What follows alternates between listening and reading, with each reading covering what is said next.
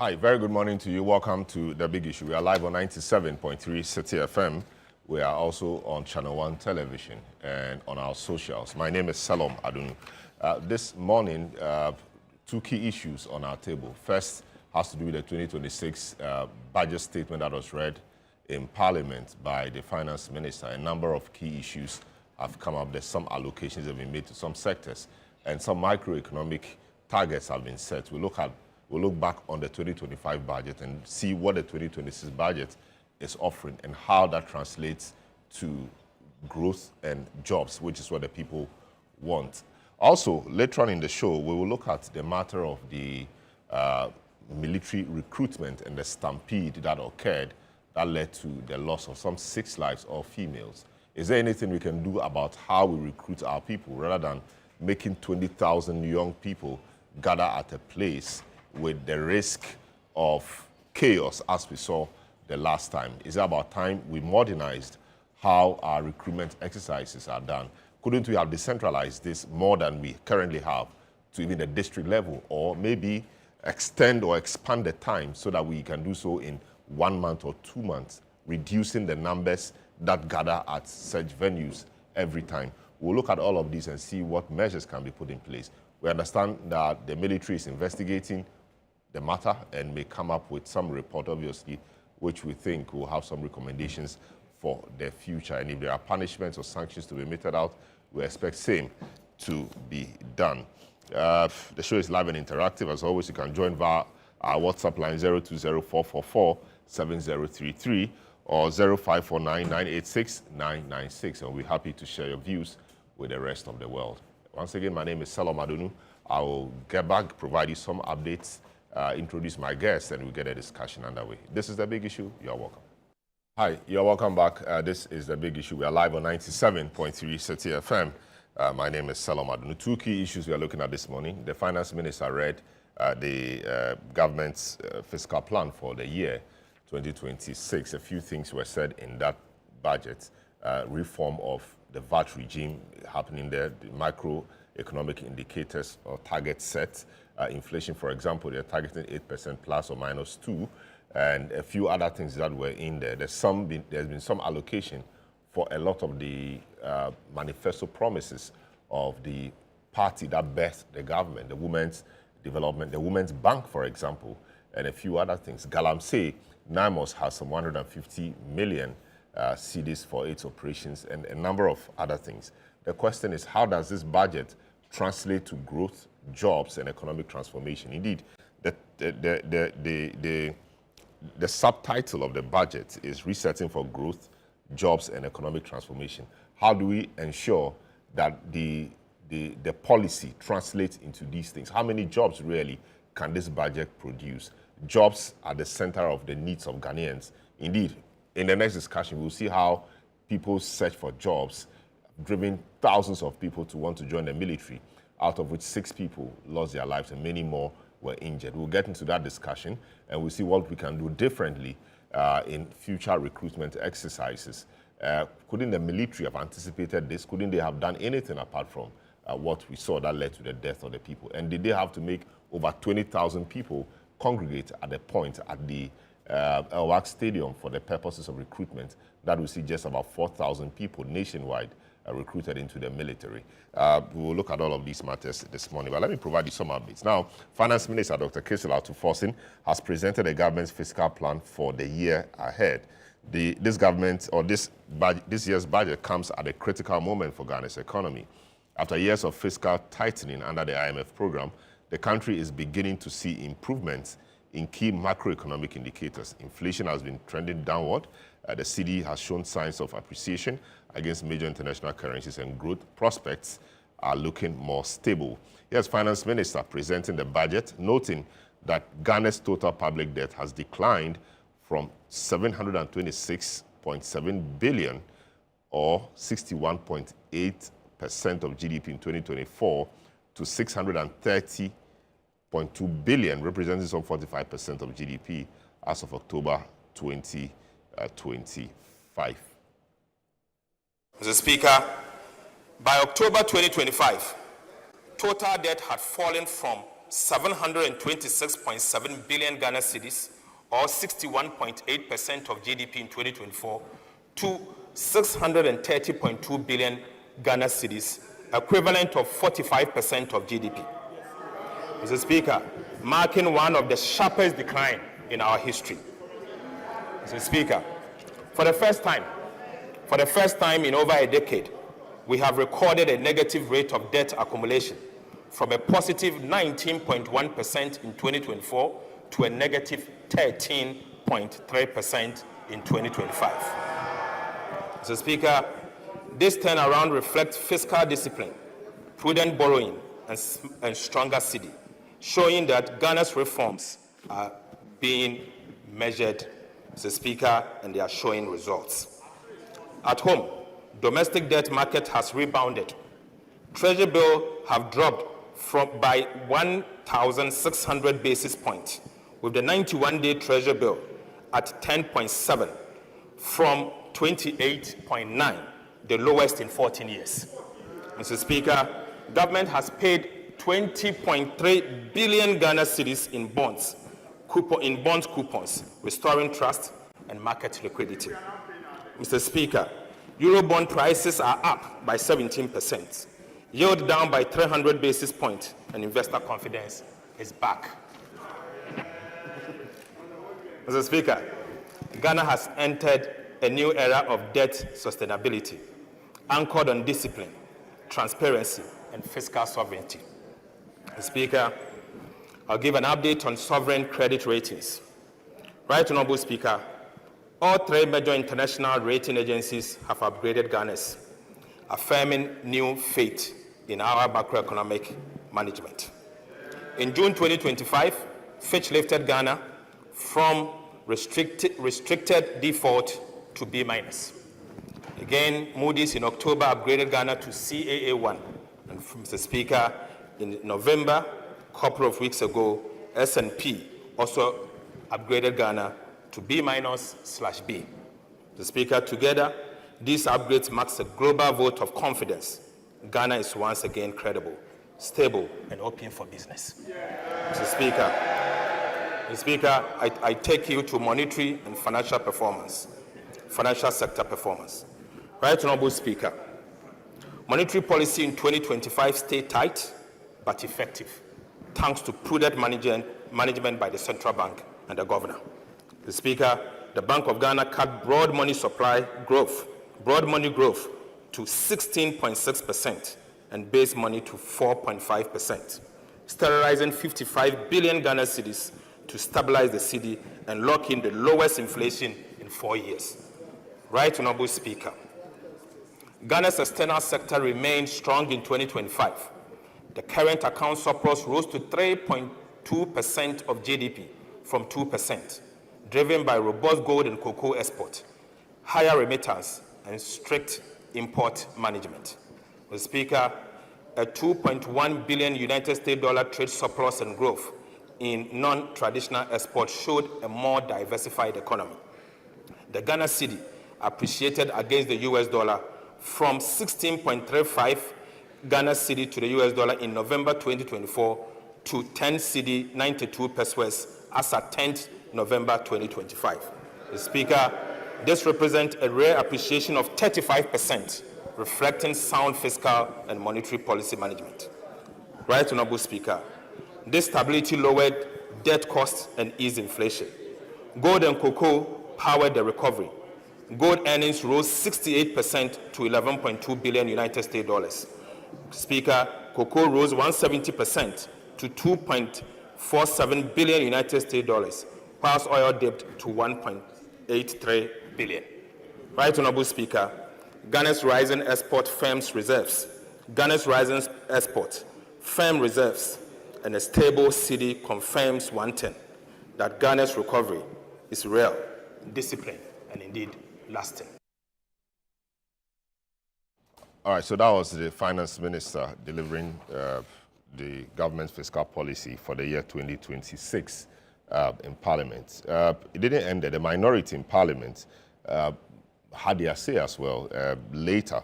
Now, they have predicted low sales for traders ahead of the Christmas festivities, despite the recent announcement of single-digit inflation. The caucus asserts that lower inflation rate has not translated into improved economic conditions for the public. They argue that the Bank of Ghana's withdrawal of 60 billion cedis from the local market as part of efforts to control inflation has instead tightened liquidity and weakened purchasing power. Addressing journalists, the ranking member on the Finance Committee, Dr. Mohammed Amin Adam, claimed the NDC government has failed to prioritize the needs of the ordinary Ghanaian.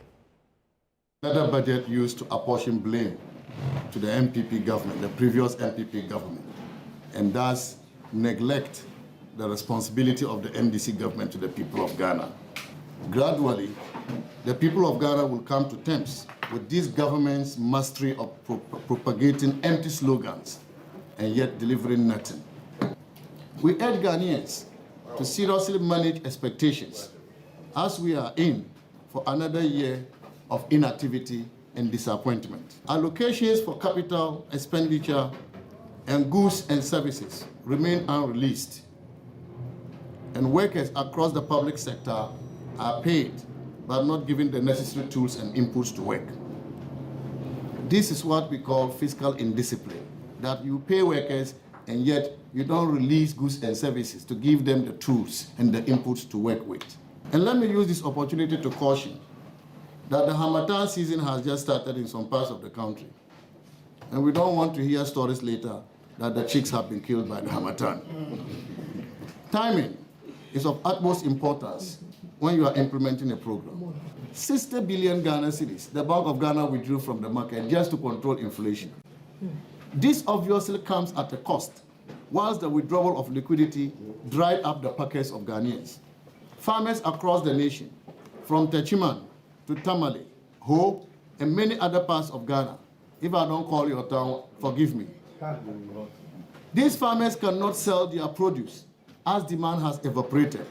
Let me remind traders across the country that this coming Christmas, if you don't sell to your expectation, know that it is because the NDC government has withdrawn 60 billion Ghana cedis from the market just to achieve a single-digit inflation and impoverish. All right, so that was the minority spokesperson on the economy, or the ranking member on finance, yes, ranking member on the Finance Committee, Dr. Mohammed Amin Adam, also former finance minister, stating the minority's views on the economy. Mind you, Finance Minister Atufo Singh presented a budget, and as it is almost customary, the minority will always have their say. So that was what is happening there. My guest for this morning, I have Dr. Theo Champon, who is a technical advisor for the Ministry of Finance, Toma Mihe, financial analyst, Richard Ahiagba, communications director for the MPP, Fred Agbanyo, member of parliament for the Guan constituency, Franklin Kujo, president Imani Africa, and Nelson Kujo Kwagbeji, who is head of finance at Mebank Capital. Gentlemen, you're welcome to the program. I'll start off with you, Dr. Theo Champon. Good to have you in the studio as always. Talk to me about what the Finance Ministry or the government set out to do in this 2026 budget. Okay, so good morning, and very much a pleasure to be here. It's always a pleasure, really, to sit here and then share ideas in relation to how we build the economy. To sort of put things pretty much straightforward, you recognize that we have come from a particular place, a place where the severe challenges that we had with the economy, particularly over the 2023-22 period, and then coming into 24, had to be fundamentally addressed. And what the budget has sought to do is really anchor and drive some of the reforms that have been started, and then also use that for enhanced productivity. So if you look at the statement that the Right Honourable Minister made in the House in paragraph 28 of the big budget itself, if you don't mind me quoting, it says that, Mr. Speaker, over the next year and beyond, government will focus on 3 strategic priorities for growth, for jobs and for transformation. So he lists them up. The first one being consolidating macroeconomic stability, and I'll talk to that in a moment. The second one being accelerating economic transformation and job creation, and then again, I'll talk to that in a moment. And then the third one being strengthening security and the social sectors for inclusive growth. So really sort of to do a justice to the budget and then the intent behind it, I would want to look at it from these three broad strategic priorities that the government has said. How you consolidate growth, how you consolidate the macro stability that we're seeing, how you accelerate economic transformation, or I would probably put it structural transformation, and then also as a result create jobs. And then number three, how you ensure that in the process of the growth, you don't leave people behind. And that is actually extremely important because in many jurisdictions, and Ghana is not an exception, we would keep talking about these big macro numbers. GDP is this, inflation is this, and all of that. But when you go down to the micro level, you still have deep issues of poverty and inequality. And you don't need to go far from our studios here. Just walk 50 meters out and you see people, right, struggling on the street. So the growth is only useful if it is carrying people along. And importantly, if you're strengthening your social sectors, health, education, and social protection. And this is really where the budget tries to provide some answers to these three big kind of strategic priorities. So let me start off with the first one on how you consolidate macro economic stability. And I'd actually put, some statement and some analysis out there earlier in the week that, in my view, this budget is a credible budget. And when we say a credible budget, what do I mean? So if you look at what the World Bank puts out, and then even what an organization called the International Budget Partnership puts out, again, let me read. A credible budget, or what does budget credibility mean? It means that it is defined as the government's ability to meet its revenue and expenditure targets during the fiscal year. A credibly implemented budget has only small deviations from the approved, both in terms of overall expenditure and revenues, and then also in terms of allocation. So two things there. We want to see you implementing what you say you want to do on the revenue and expenditure front, but also importantly when it comes to budget execution, the allocation bit, making sure that monies are going to the right sectors to support those strategic priorities that you say you're going to do, that tends to or would happen. So again, let's look at where the numbers are, right? On the first theme that I mentioned on the macroeconomic stability. So if you go back to the 2025 budget and the targets that the government said that they would achieve, the target was for an overall real GDP growth of at least 4%. As we speak now, the latest numbers are indicating in excess of 6% of real GDP growth. And again, remember that in the last 5 to 6 years, we had struggled to even cross the 4% threshold. So you can look at the data from the Ghana Statistical Service. Pre-pandemic, we would have been doing on average around 6 to 7%. And I had done some analysis that shows that for Ghana to become an upper middle income economy, right? In other words, to be doing per capita GDP in excess of about $4,000, right, dollars, your economy is going to grow consistently at 7% year on year without any deviation, right? And because of the pandemic, Russia, Ukraine, and all the other things that we've had, that growth prospects, and then also, of course, the fiscal mismanagement and the issues that we saw, the growth prospects has been dampened.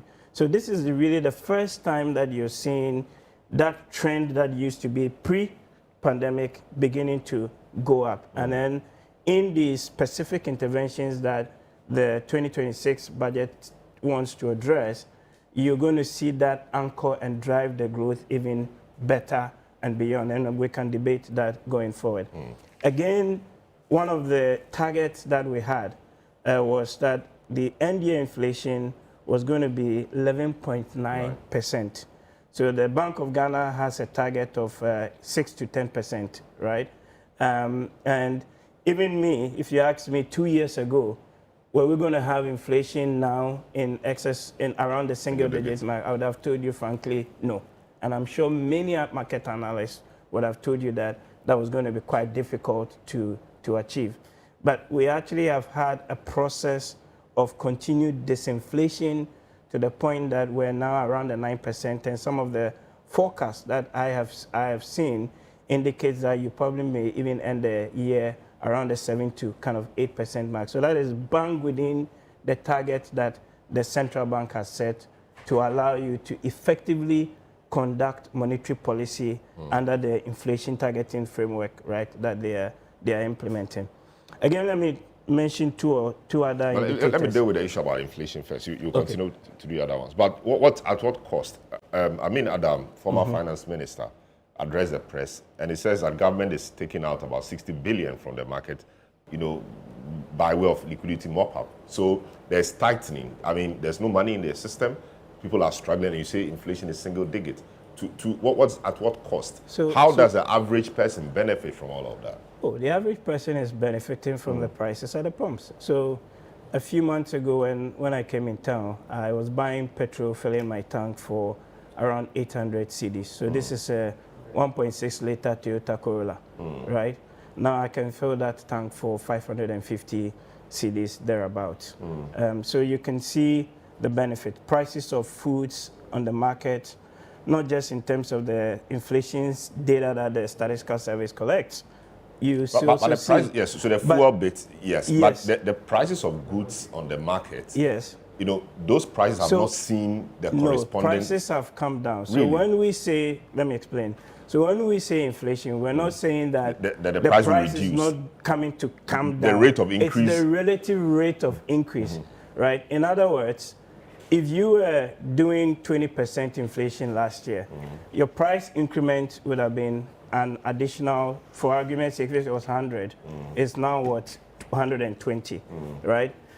Now, if it's around your 9%, in other words, it's what, 109, right? So between 120 and 109, the relative savings that you're having, right, is coming to what, around 11 or so Ghana cedis. So again, for public education purposes, it is not to say that prices are not increasing, but rather the relative rate is coming down. Okay. And actually, interestingly, I've got a data point that one of my colleagues actually put up, a guy called Alfred Aprea, a few days ago, where if you look at households in terms of purchasing power parity, right?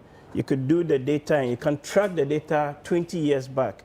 And in fact, 2025 is on record going to be one of the biggest years where we've had households lose the least purchasing power parity. And this is data from the Ghana Statistical Service, right? In other words, the relative money that you have in your pocket, you're able to stretch it a little bit better this year than you would have had last year, and even in other years, preceding. And this is consistent with what you're seeing at the macro level and then what you're seeing also at the micro level. So what the central bank does as part of their remit is price stability. You can go and look at the Central Bank Act. What had been the issue in the past had been that, okay, some of the conduct and the things they do in relation to what you call the open market operations, and Uncle Toma can explain even this more, that it was not too visible.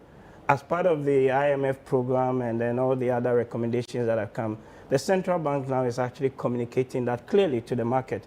So there's an expectation gap that is being met in terms of what they're going to be putting out to the market in terms of the forex intervention or supply on a weekly and then also on a monthly or so, right, basis. So the key thing I think for me is whatever the central bank is doing, one, are we still maintaining the targets that we have, one, in terms of inflation, but importantly, also on the reserve position, right?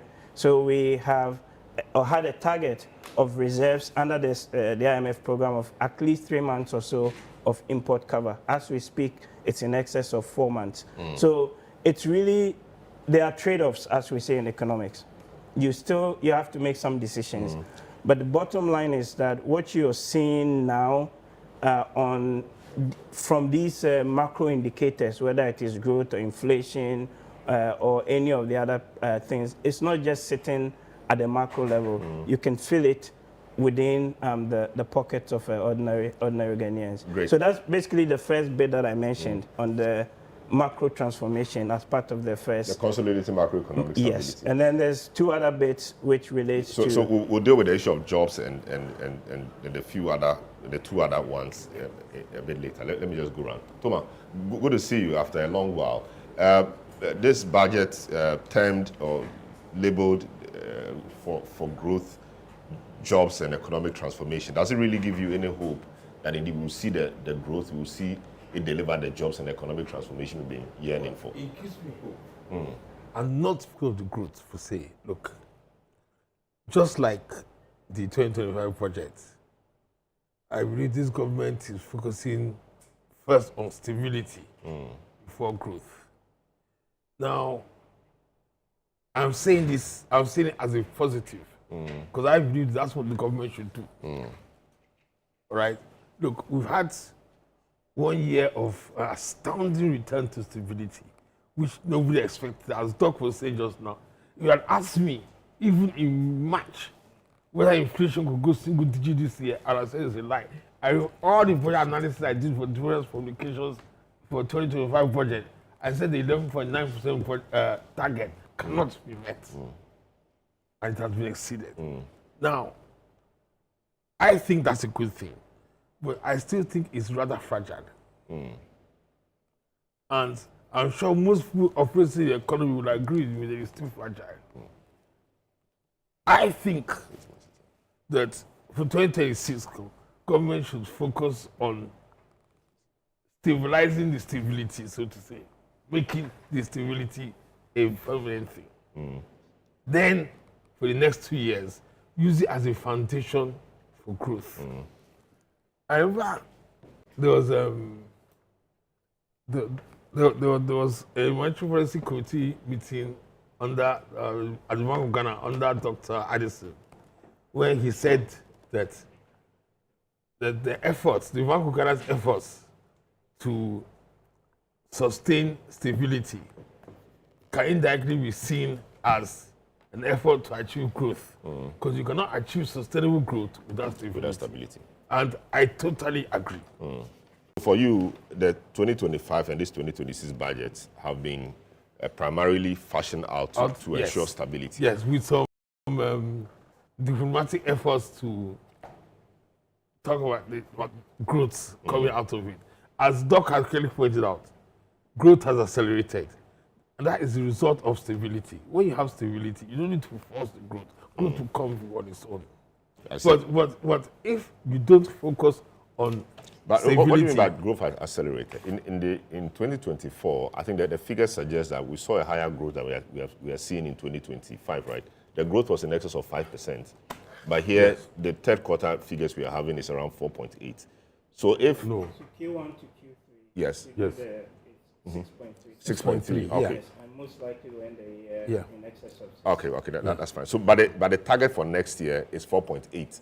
But why do you set such a low target? Do you set the target so that... Historically, if you look at all our budgets, the growth targets have always been conservative. Again, you want to, we say what, under promise and potentially, right? Because again, it's not just a question of what we say or what you do. It's also how the markets also react to it. And if you remember very well, like in the UK, at one point, Liz Truss set her budget, and some of the numbers didn't add up, and the markets moved against her. Within 45 days, she was out of power. So, I mean, our growth forecasts, some of those forecasts have always been on the conservative side, and that's a prudent thing to do. Great. Richard, good to have you once again. The issue really has been to stabilize the economy. I mean, we've had very torrid times post 2020, inflation skyrocketing to 54%, etc. And now here we are, inflation in single digits, growth, steadily going up. The indicators are looking very good. What's your general view on this budget and the promise that it will deliver the needed stability, the jobs, and economic transformation? Well, thank you, Salom, and good morning to my colleagues here around the table. And Doc for being in Ghana. Hitherto we'll be seeing you on the walls, and today you're here. It's good to see you. So this budget, there's a lot being said about it. Very hopeful, people are saying.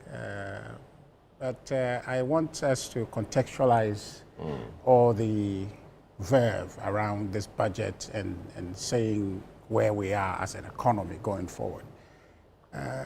It's a process. And the process, where we have gotten to in the process of managing our economy, started from a place. And we need not to cut short and appear to behave as though all of these things just started with some ingenious policies by the NDC finance minister, Atufos. They are building on a foundation they inherited. If that foundation were not good, it won't be anywhere near here. Which in essence means that we are in a better place because we've built on some foundation. A better way to reiterate what you have said is to say that it's a relay. And the one that handed the baton to them had recovered from a deficit, from a difficulty brought on by COVID-19, Russia-Ukraine war. Managing out of that has covered ground enough for you to be able to cross the line. Now you're in motion heading towards that. We haven't crossed the line, and of course we'll never cross the line because it's a business, it's work in progress. And so we handed them a baton after we have recovered sufficient grounds. They are maintaining that momentum. If you want to see how well they are doing, you have to see where they started from. And that acknowledgement must be offered. And in doing so, I want to say that the finance minister has been very disingenuous. He opens his budget by saying the inherited economy in distress. That is false. You inherited an economy that grew at close of day 5.7%, building on a 3.1% in 2023. Shows you. Maybe he inherited an economy with an inflation rate of about even that. I'll talk about 23%. That. Yes, I'm going to talk exchange rate of about 15 to That's 15 okay. No, cities to okay. the I'll dollar. talk about other macro. Hold on. GDP. You're top of jumping. You're 60%. jumping ahead of time. No, I'm Because trying these to are- explain perhaps what you meant by but that. I am doing the explaining. You No, understand? but I have to guide you. No, so I'm You don't- guided. You don't need my guidance. No, I don't. But because that's another macroeconomic indicator that I'll Yes. come to Okay. after the GDP. Great. Right? The 54.1 GDP that we had in 2022, you saw the trend there too. Inflation, sorry. In 2022, you saw the process of disinflation from December, the high, December 2024, 2022, 54.1, gradually till we left office about 23.7 or so. That shows you a recovery. That shows you a process leading to where, if the person handed the baton, maintained that momentum, okay, would be in line to cross the line. So that's what they inherited. That's what they inherited. If you look at the reserve position, I think we're looking at 11.4 billion or so. We recovered from, I think, 6.9 billion at one point to about 8.7 billion, or some put it at 9 billion when we're leaving office. That was it 6.8? Quick one. Yeah. But at the lowest of the low, when we got the reserves, at one point we had almost just 2 weeks. No, that's not. It's about 2 weeks. I For recall. import color. If you raise that, That then was you're at the not, height of the crisis. no problem. Yes. Yes. But I'm telling you that That at the point of For sure. exiting that we it. recovered So ground some grounds had been from a deficit, and we have recovered from there and had given you a baton.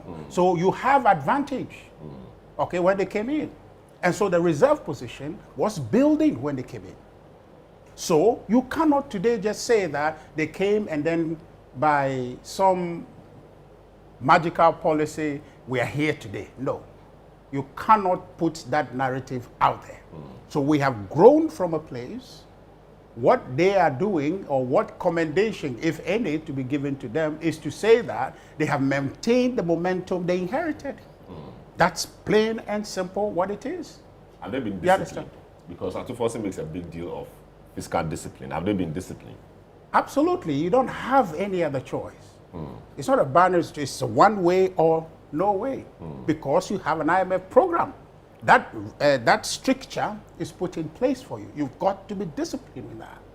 The challenge they face is that post IMF in May, I think in May 2026, thereabout, Yeah.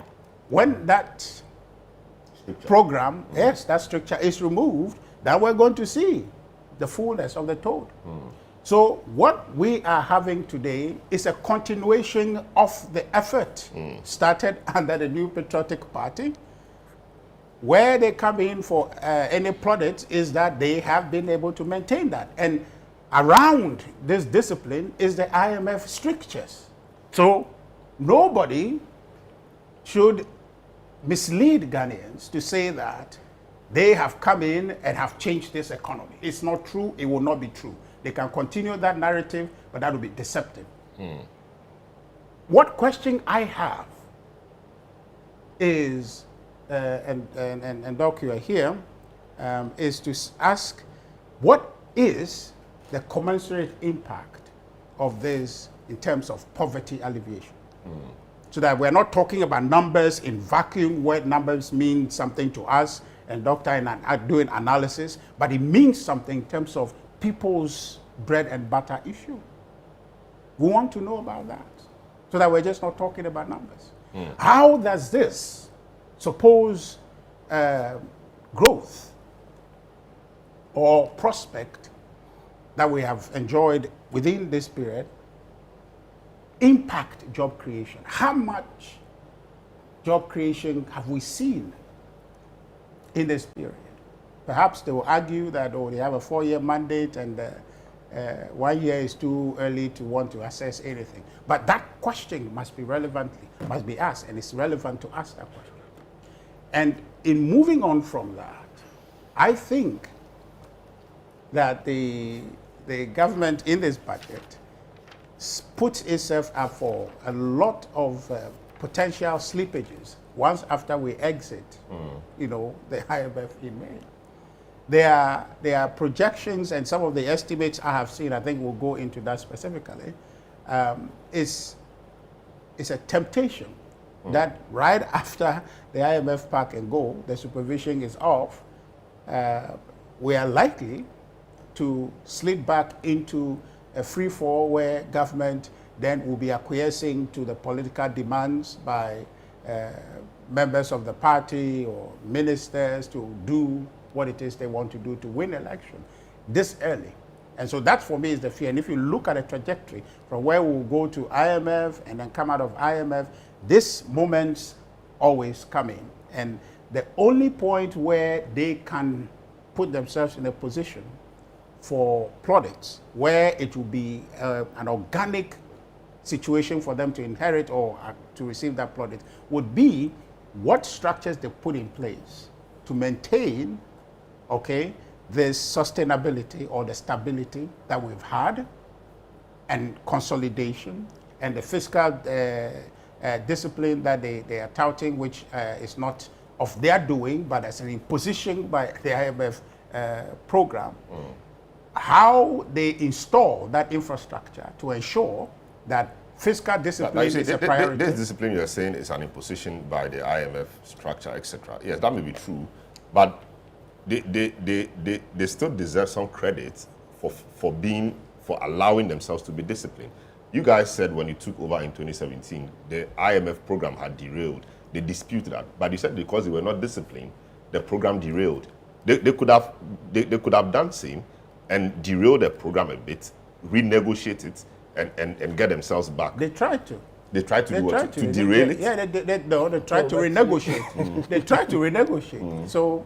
But they didn't renegotiate. No, but they tried to. If they But had they it. didn't But the renegotiate. IMF didn't permit it. So if they had happened, that's what they were going to do. You heard them were saying, "Oh, we were not fiscally disciplined," all of that, even with a stricture in place. But the point I'm saying is that moving on from what the supervision has installed. But for now, with the supervision, things appear the challenge. good. Yes, Things appear good because of the strictures. With the strictures, yes, things are good and things are better. Exactly. Now I'm just saying that the discipline required post that It's where the issue will be. is where the issue. Great. So let me maybe just a point of information. No, okay, no all right, debate, quick. none of that. But you may recall 2016, 17, when we started the last program 2015? there. In 2015, 2015, yes. 15, and then it went. So it was meant to end in 18, right?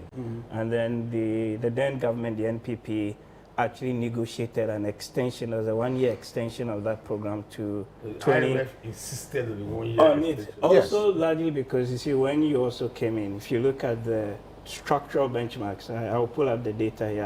I've got a slide of all of these things. Many of those benchmarks at the end of 18 had not been met, right?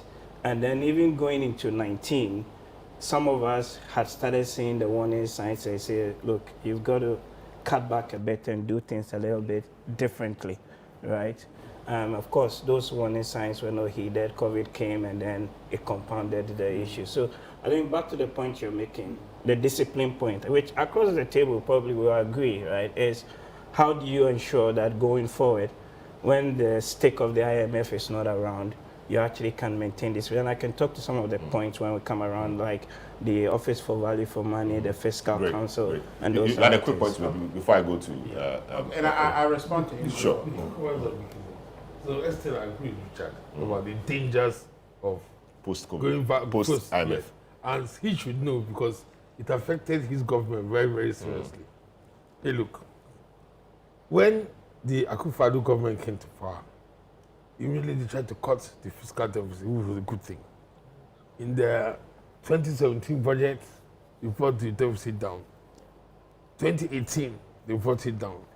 Now in 2019, the first year in which the IMF did not have a major say in the structure of the budget, because remember that IMF program was to end in March, just 3 years into the new year.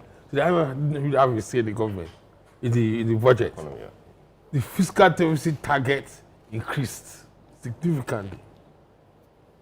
The budget for 2020, another significant increase in the fiscal deficit target. I was expecting it because that government, the Akufo-Addo government, had come saying that they were going to rely on expansionary economics to create jobs, which in theory is reasonable. But in practice, we saw that there were certain problems, right? But in fact, we expected that there would be some level of expansionary economics, but that's what happened.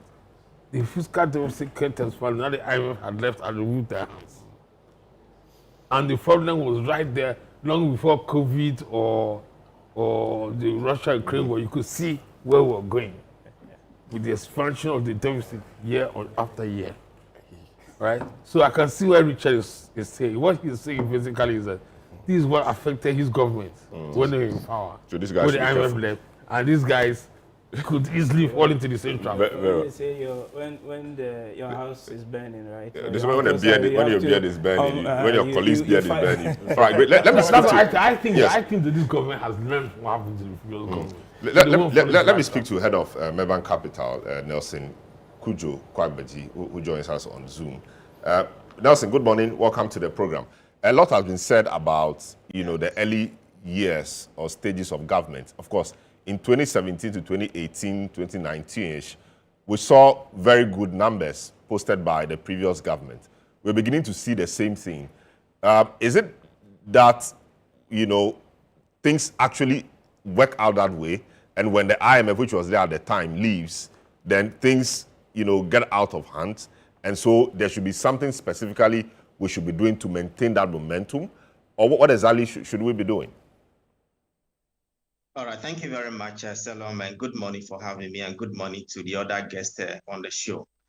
Before I answer that question, let me say that no matter how you look at it, I am a market watcher. No matter the lens from which you look at it, whether from a yellow lens, the green lens, or the blue lens, you can only draw one conclusion, that the economy has been doing very well since the beginning of the year.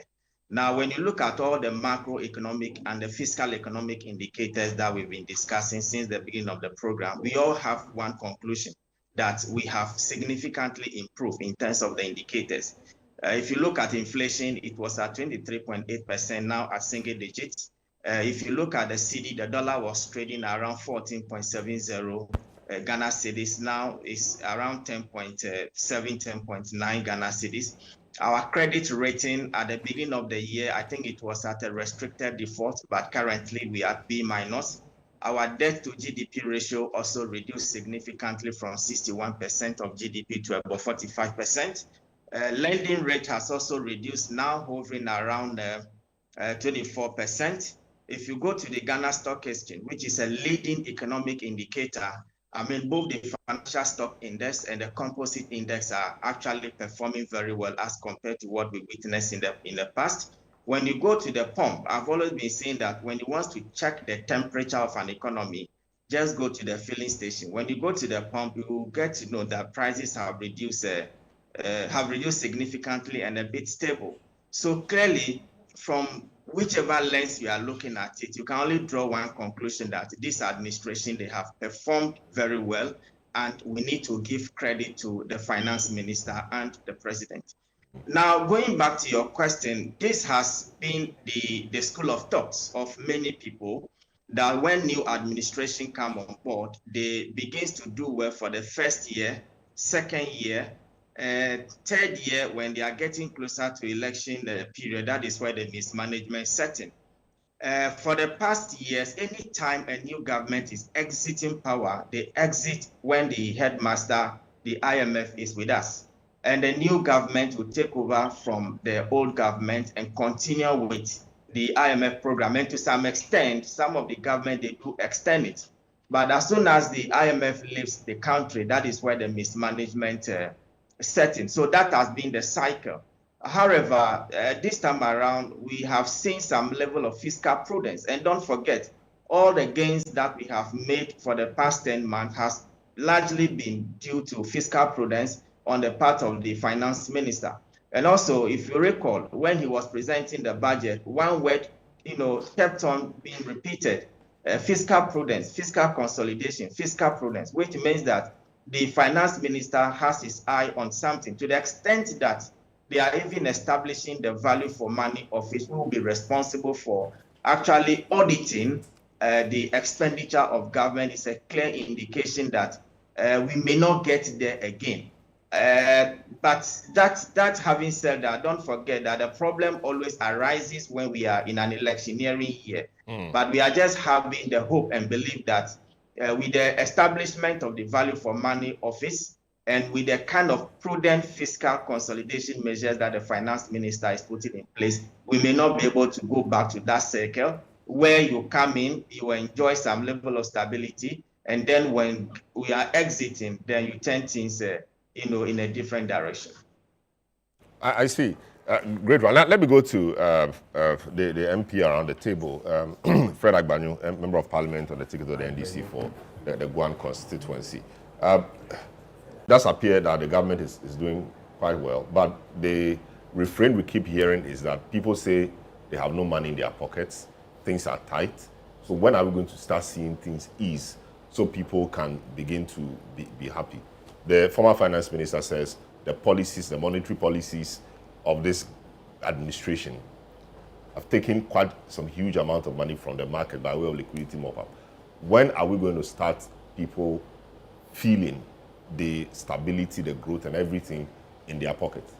Well, Salam, thank you very much. Let me say good morning to our channel viewers and my colleagues around the table. Ordinarily, I shouldn't even be saying anything now. If you permit Richard and myself, we can keep quiet. and then you can allow the neutrals and the experts to speak to the economy and the budget. Because listening to Richard, it appears even Jesus Christ himself came from heaven to tell him that, oh, we have turned the corner indeed and things are looking better. Richard did not accept that. Have we not turned the corner? Because turning the corner became a big matter 2-3 years ago. The one we turned was a fluke. We have now properly turned the corner. There's a real corner we have turned. And everybody can testify to that, and indeed something good is happening to our economy. Government policy is simply what the government used to do or not to do. All the things that is pontificating and talking about that, they are the reasons for why we are seeing these groups. What prevented you from doing same when you had opportunity? But I think the point he made was that, I mean, it was a relay, and they had started a race. There was a momentum, and they handed to you the baton at a point, and you only continued. He used the inflation rate, for example, as an to make his point, 54%. At the time they were leaving, it had come down to 23, and you also further continued it to the 8% we are seeing today. So it's momentum, and he gave credit to you for continuing that momentum. You see, Salom, I don't think Ghanaians are interested in listening to this narrative at this point. But these you are don't facts create, you don't create a mess. You don't create a mess. All the challenges that we inherited under the administration, or that we saw under the administration, for which they blame the Russia, Ukraine, they blame COVID, were things that they brought on themselves. They created all those mess. And sometimes when you listen to them talk, but recently, was it President Mahama who was speaking at the UN program? And he made a point that the economy was doing well until COVID hit and until Russia, Ukraine came. So, and the point the opposition made was that in Ghana, you deny the existence of the difficulties caused by COVID, but externally, you accept it. Go and check from 2015 up to 2016. All the forecasts that was made about Ghana's economy as a result of the huge investment we have done, especially in the energy sector. Everybody projected that Ghana's economy was going to do well. We're going to see growth from 2017 to 2018. Those were the days we made the argument that when AP came into office, if they had folded their arms and allowed the economy to run, we still would have experienced some growth and some stability. They came in and they started borrowing as though there's no tomorrow. Any money they threw at them, they grab it. And we kept on warning them. And the sad thing at the time, we didn't even see where those money they were borrowing were going to.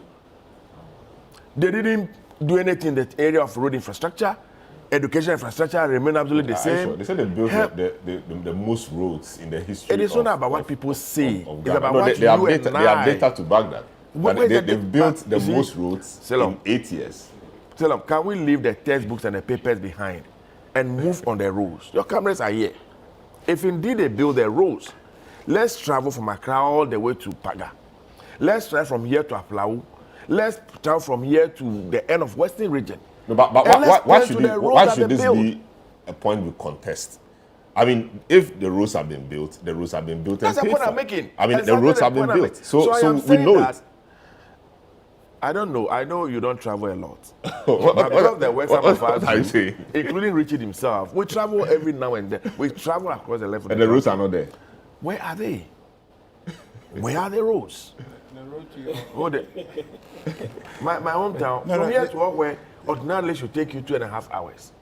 These days, you spend close to 5 hours on the road. Let's go ahead. On the national television. Let's go ahead. So the point I'm making is that we haven't got to where we want to get to. We cannot say Ghana has become a UK and America, and then we have arrived, and then we can start smiling and laughing and lose our guard. We are on an agenda to reset this country. Ghanaians believe that they couldn't manage the economy. They took inflation at 15.something%. But their own designs and arrangements and the rest, they took it over 50-something%. By the time they were exiting the office, it was around 23%. But they also took inflation to 7.8%. Yeah. You see, it is not enough to take inflation there. To sustain it. At the time they took it there, the thinking was that they were going to sustain it. Like the way I thought we were going to allow me to also speak a little apologies, bit. but Every second you come in. Before you come in, just again, I like to put information out just for context, right? So you recall the IMF program we entered into May 2023. There was a big report that they issued, and in the report they said that Russia-Ukraine COVID was not really the issue. The issue was, let me quote it, there were pre-existing right, fiscal vulnerabilities. Right?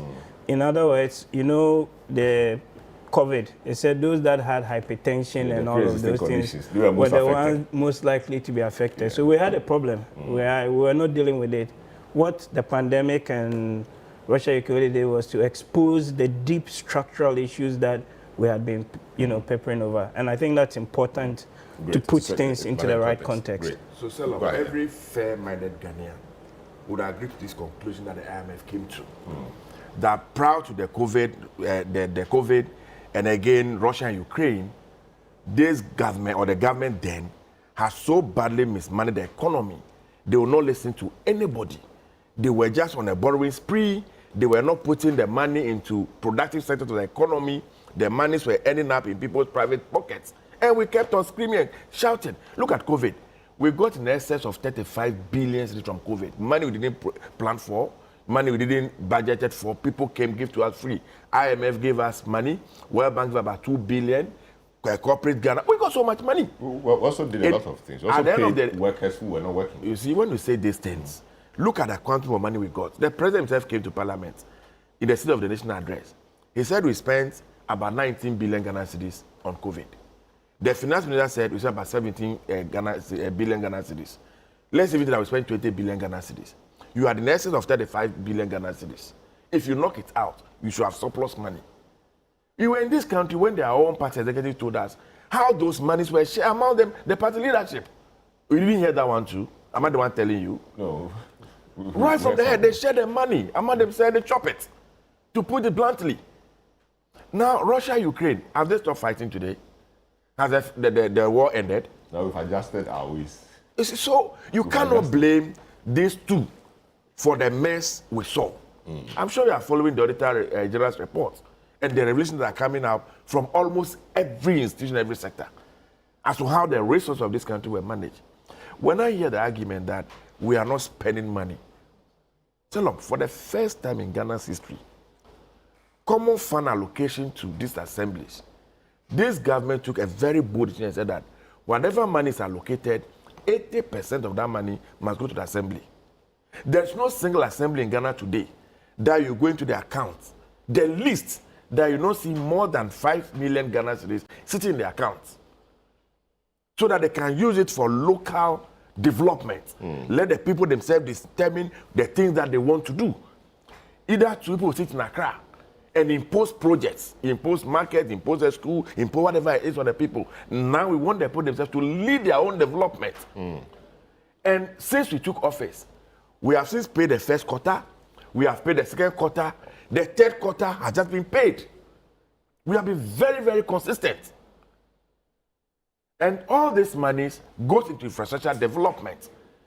If you are putting up a school building, the carpenter will get some work to do, the mason will get some work to do, the plumber will get some work to do, the young girl who comes to sell banana by the project site, people will buy her banana, people will buy her water, people will buy her beans. And so the money eventually will circulate in the local economy. How then do you say we are not spending? Since we came into office, all the people who are depending on consolidated funds for their salaries and whatever it is, we have paid all of them consistently, with the exception of the nurses that they recklessly engage in the tail end of their governance, that they didn't plan for, they didn't get financial clearance. Those are the only people that we are trying to rationalize and get them involved. Today as we speak, go and check the money that we have allocated. 30 billion Ghana cedis is going to the Big Push project. You have traveled across the world, and you notice that one thing that opens up countries is road infrastructure. If you get road infrastructure well, i.e. the railway line is working, the roads are good, water transportation is good, you and I will not come and struggle to look for a room to rent in Accra. It should be possible for you to stay in Denu, wake up in the morning and come to work in Accra, and go back to Denu in the evening. Because in America, and the people say in one state and work in another state because the system is good. And that is exactly what the president is trying to do. that for the first time, we are going to have an express dual carriage road from Accra all the way to Kumasi. So, do you know what it means to build a bridge over River Oti? When we build a bridge over River Oti, now all the full staff from that enclave, Krache, Nchumuru, Bimbila, and the rest, just all the way all through to Accra, traffic can move in and out anytime. The current situation is that if you get to Dambai, maybe by 5 p.m., you have to find a place to sleep. You can't, the ferry is not working. Sometimes the ferry can break down, people will bring their staff, and they will be stuck by the bank for several days. We are trying to promote even water transportation, because the argument is that most of these vehicles are even destroying our roads. And so it should be possible now that when you bring the food staff to the river bank, you channel it through, the barges, it exits at Mpakada area. Then the train now conveys it towards Accra, Ashama, and the rest, where we will bring the bulk and then we take to our homes and go and sell. Now, if you check, vehicles that move to the landlocked countries of Burkina Faso, Mali, Niger, and the rest, if they have to drive from Tema through Kumasi, Techima, Kitampo to Tamale and beyond, if you choose to develop the Eastern Corridor Road, you will save close to 5 hours of traveling time. You understand? And so these are the things this government is planning to do. That let's develop our road infrastructure through the big push, dedicated amount of money, 30 billion for next year alone. The Ministry of Road and Highway, they've done all the designs, they've selected the contractors, and very soon Ghanaians will see that all our roads, some work will start on it. The only thing I'm praying for, over the years, we have spent so much money on road infrastructure, but supervision, the kind of work that is done, we put so much money in, they construct a road after a year or two, you get back, it has become something else. My prayer this time around is that the roads we are building should be roads that can last for 15 years, 20 years. And we get those who be doing the patchy and fixing it as and when it breaks down, online working every day. Great. Now, when it comes to the agriculture sector, we are, we are not going to the issue. So let me come let me just conclude then. Well, to sum it up, Honorable Atufo saying, Bank of Ghana, Excellency the President, Ghanaians, they are all forcing. Who gave you the they money? are all forcing. That's the conclusion. Ghanaians who give you the support believe that you are forcing. Correct. But don't slumber. Don't be carried away. Remain focused. Very well. That is what the Ghanaians are asking for. Yeah, so Doc, I mean, we've all talked about prudence, etc., and the need to remain disciplined. I wanted to respond to a point he made. To prosper. About the IMF matter. Okay, so quickly, that because his intervention is trying to make. So you see, we have to be very careful. Sometimes we just clap ourselves up and down here that he's done this, he's done that. Our economy itself is a pre-existing condition. They were talking about IMF giving a verdict that, oh, there were pre-existing conditions that aggravated when COVID and all of those came. The economy itself was pre-existing condition. So, were we not here, we couldn't manufacture a nose mask. Basic things that we could be doing even before COVID came. But COVID came, we found the capacity to be able to break through. So the economy, as is it's I'm struggling. I'm struggling, honestly. What? No. Allow me. Let me just make a point. And then Franklin could you can struggle because I'm not talking to you, but I'm trying to explain your misinformation. Okay. The point here is this. Oh, he's right. Yes. Hold on. Just quickly. The point here is that when you look at IMF intervention or supervision of our economy, it always gets to this point, historically. I think by now we've gone there by 18 times already. Okay? It's an issue we must confront. So this thing about clapping, forcing, and this person forcing and all of that, it's a fallacy that we have to break out from. I've asked a question you haven't answered, Selo. The thing is that the fundamental pass-through of all of this, in terms of human improvement, in terms of condition improvement for people, poverty alleviation, where is that? We haven't seen that. So I'm saying, when you say that IMF said, oh, there were pre-existing conditions, when the NDC was in power, and they had to go to IMF in 2015, were there not pre-existing conditions? Were there not matters that led to that? No, but I think it's about the So- degree. But Yeah, before that, no, no, but let's note that. Let's note that down. Let me note that down. Let me deal with Franklin. No. So let me deal with So the Franklin point today. I'm making, No, I'm just but concluding. it was just a quick point. So point the I wanted point- to make. no, So just note it that no, when no. when I come out from Franklin, I go there around. Okay. You have a point. You have a time. Franklin, welcome to the program. Yes, I know you listened to the budget and all of that, but the discussion also has been that the NDC took it from a point when economic conditions or indicators were improving, and Richard makes that point. He calls it a relay. How much of what we are seeing today can we attribute to the last regime's policies? Well, good morning, my good friends. Let me just say that, look, this conversations about attributions to praise and, should I call it, equal share in the joy, it's all right. But you see, it's also important to make the point that, look, even if conditions were good or they were on the ascendancy to becoming better, and then the person who took over shepherded it, actually did nothing, did not damage the process, but actually shepherded it to a point where we are seeing some interesting results. I think that one is actually the change effect. And I think no one should ignore that. Look, when the last administration took over from the 2016, that's true. I mean, what did the NPP do at the time to actually get all those growth? It was all the investments John had made in the energy sector and most of the sectors, right? And even then when they came, what did they do? For 8 years, they didn't invest in energy resources. They were rather fighting people who should be investing in the economies. So I think fundamentally, the difference here is about the shepherding process. The good shepherd is the one who took it over and is actually doing well. But Richard, the difference here, you must also realize that, look, when I took over, by the way, this is the fastest time we've actually ever reduced our debt. Do you realize you guys took us into the deepest hole ever? Nobody thought we were going to come out of it. But this guy came within 10 months and virtually took us out quickly. In fact, this is the fastest we have ever, Dr. Tuesday, I'm sure he confirmed it. It's the fastest, right? From 65 to about what, 45%? And so please, let's attribute, right? I understand that, but let's also give the good shepherd that. Having said that, by the way, I think it's also important to caution, because as you know, this has always been a cycle, right? I mean, you do well and then get into a point before you realize the third year elections are coming and then people start asking for more. What I'm beginning to see, and Ato has put his life on the line, in a way, his position on the line, by actually saying to us that, look, I am a stickler for fiscal discipline. And I'm going to do that irrespective of what everybody says. In fact, if the president has my backing, I'm going to continue to do that. And I think that is important to acknowledge. This guy came in and look at all these arrears. I've seen one or two of the reports, and it's good that the reports will be coming out shortly. The previous administration was just sharing money like there was no tomorrow. Come for project. It's like when they see you and they like your face, Masa, Bajibi, quiet. This, my good friend, the former You just looked it up.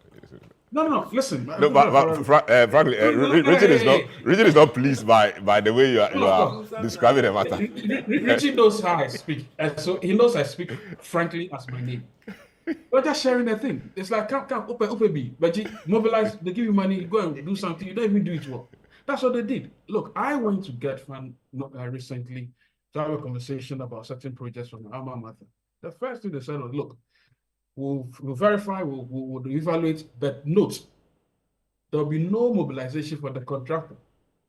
I thought it was a fluke until I met Ato the day or two before the budget. I had a conversation, I said, my brother, nobody is doing that again. No one is going to give you money before you start the project. When they give the money, they just run off.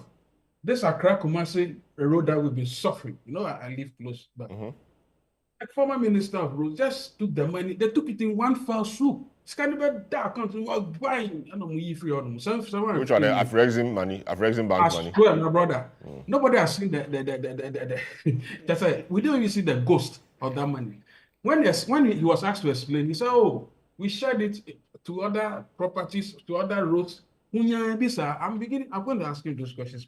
So look, we are not rejoicing, over rejoicing, But we're actually saying that this gentleman came and said, look, first of all, let's vet the figures.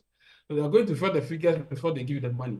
As I understand, Agenda 1 alone, 100 million Ghana cedis was wasted on mobilization.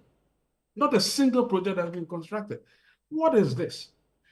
And I think it's important to also make the point that, look, even though we realize that, the last administration also took us off from the IMF I think 2019, and they promised a number of things to do. Normally, when you want to get out quickly, the IMF gives you the opportunity to, how do I call it, to have a conversation, right? So they had a conversation and said, oh, but no, listen, we want to get out of this IMF on the back of what? They are promising about 1 million barrels of oil, whatever, a day or so, thereabout, against the fact that there'll be public sector reform. My brother, we all went through this economy the last 8 years. Give me support. Sometimes about 90% of the transactions do not go through gift mix. And then you are going to do what? You are going to deepen reforms and ensure that the gains you made in 2017, 2018 were going to be protected. You did not. Before we realized, you were sharing money. Look at people who are constructing dams. They were dug out, 250,000. Those dugouts could not cost even 1,000 cities in certain districts. What we did to this country was actually pillaging resources, and we should never do that again. So I understand the admonition that we should be careful, but let's also give due regard to the shepherd. And the shepherd here is saying that, look, I am going to ensure that going forward, I'll be fiscally responsible and fiscally prudent. And I think we should actually be tracking everything that they say. I am, for instance, worried that the 30 billion infrastructure push or whatever they call it, essentially a lot of it is going to go to the road sector, shepherded by the state. The state should play a minimum role. I don't see why that we should put all that money on the back of the state. I don't think so. I think we should have PPPs in place and competent PPPs. If indeed the road minister, what he tells me they've done, as in making sure that they are rationalizing and evaluating the beats and the roads before they. I think it's important we do that. But there are still issues that we need to do. This economy has a lot of. There's just too many people unemployed. Look at what happened recently. We need to focus on that. Very well. On the back of the sector. Great. Yeah, so thank you. Yes, great. Now talking about unemployment, prudence, what factors or what do you see from the budget that will help us ensure the fiscal discipline of prudence? And how will all of these translate into growth and the jobs? So you talk to me about that and what we have in the budget that will ensure that we deliver the jobs to the people, which is of crucial importance to us. Okay, so Okay. No, you. Yes. let him go. Okay. Go ahead. No, you. Okay. No, let you deal with that. I think that's what we are looking at for this round. So. Yeah. That's- So I think a number of the points have been made, but I'll try to tie them, all in. I mean, the thing I'm hearing is, okay, yes, we've done good, we've done well. What can we do better? And how do you cement the gains such that we don't go to the IMF the 19th or the 18th time, depending on how you count it, right? And the issue of the prudence is actually strictly important going forward. Sometimes in the past, we have paid lip service to this. And again, it's interesting when Richard was talking, I noted a few things and I was checking some of the reports from 2017, 18, 19 onwards. And consistently, especially from 19 onwards, all those, call it red signals, that was basically say, look, guys, pause, let's reflect. What are we doing in terms of spending and all of that? A lot of attention was not paid to, just to put it bluntly, right? So if you recall, when the pandemic hit, the finance minister then came to give a statement, right? No, even before the pandemic. So in 2019 November, he read the budget. And at that point, we were expecting a deficit of around 4.7% of GDP, certainly under 5%. Then the pandemic hit, and the finance minister came to read a statement in March in Parliament. And then subsequently in June, also read a statement. So this was 6 months before the election, the mid-year, that said that, we're still going to meet our deficit targets and all those things, right? It was going to still be below 5%. Fast forward, pandemic is on, we have election 2020, and then what happens? The numbers are completely out of gear. It was actually around close to 12%, right? And some of us argued then that, look, we use the pandemic as a pretext to overspend, right? Those points about the vulnerabilities and all the things that we're mentioning around here, that is not to belabor the point, but the point I'm trying to make here is that what do you do now in terms of the controls that you have to ensure prudence? And yes, the finance ministry, the finance minister Ato, is doing his absolute best to ensure that you're putting in place some safeguards. So within this current budget, for example, there's a lot of talk about commitment controls and a lot of talk about you cannot spend on certain projects if you don't have, for example, the authorization or the commitment that allows you to be able to do that. There's also a lot of talk internally about how we can benchmark government performance and deliver better services. So for example, there is the Office for Value for Money proposal, and the bill is actually being worked on. So you know that we've got a PPA. But is it about bills? Because I recall the Fiscal Responsibility Act that was to do a few things. At some point, we even repealed it. We just suspended it for the sake of COVID, etc. There was a Fiscal Council of a kind. Advisory council. Now, let me take a step back, frankly. There was a Fiscal Council of a kind, frankly, was part of. But all of these, all of these were in place. Because they didn't have the safeguards and the safeguards being what? As in law? Within law to actually but the Fiscal Responsibility Act was law. No, so there was the law, the Fiscal Responsibility Advisory Council. That was what Franklin was part of, right? Yes. And there was the act itself, which was suspended at some point. Yes, but if you read that act, if you read that act, the way it had been written, and the get-out clauses, any minister could just come and suspend. Yeah, because I mentioned Franklin's name, I know, Franklin, I don't worry, we've answered this many times. But could suspend the rules. So if you look at the new one, the amended PFM Act, right, 20 April, it was amended, or May, it was amended. Now there's a clear provision for what is called the Fiscal Council. And then also the two new primary anchors that we have in the conduct of fiscal policy. A primary surplus 1.5%, and then a deficit not more than 45%. But in addition to no more than 45% of GDP, the public public debt not more than 45, not the deficit, right? But in addition to these two anchors, you have a mechanism to actually enforce it, and importantly, clear provisions under which the minister can decide to, if you breach one, right? You've got to go through certain processes, including Parliament, and even says that to course correct, within 4 months, they have to come back to Parliament and provide certain remedial actions in relation to that. All of these are to make it difficult for us to make it difficult for anybody to say, this one is force majeure, is pandemic, so let's just sidestep things. But how do all of these translate into the jobs? Oh, I'll come to the job, don't worry. Because you have to deal with the stabilization and the macro. And then, very important point you asked, okay, what do you do on the job side? But it was important to give some of those, context. Again, on the value for money bit, in the past, we had the likes of crown agents here in Ghana. So for most big public infrastructure type projects, they would do all these value for money assessments and benchmarks and all of that. Hence why some of the roads that were done 20, 25 years ago are of a better quality than the ones that we're doing now, right? Since they left, there's been a bit of a gap, right? So again, there's a proposal here within the budget to have an office for value for money, right?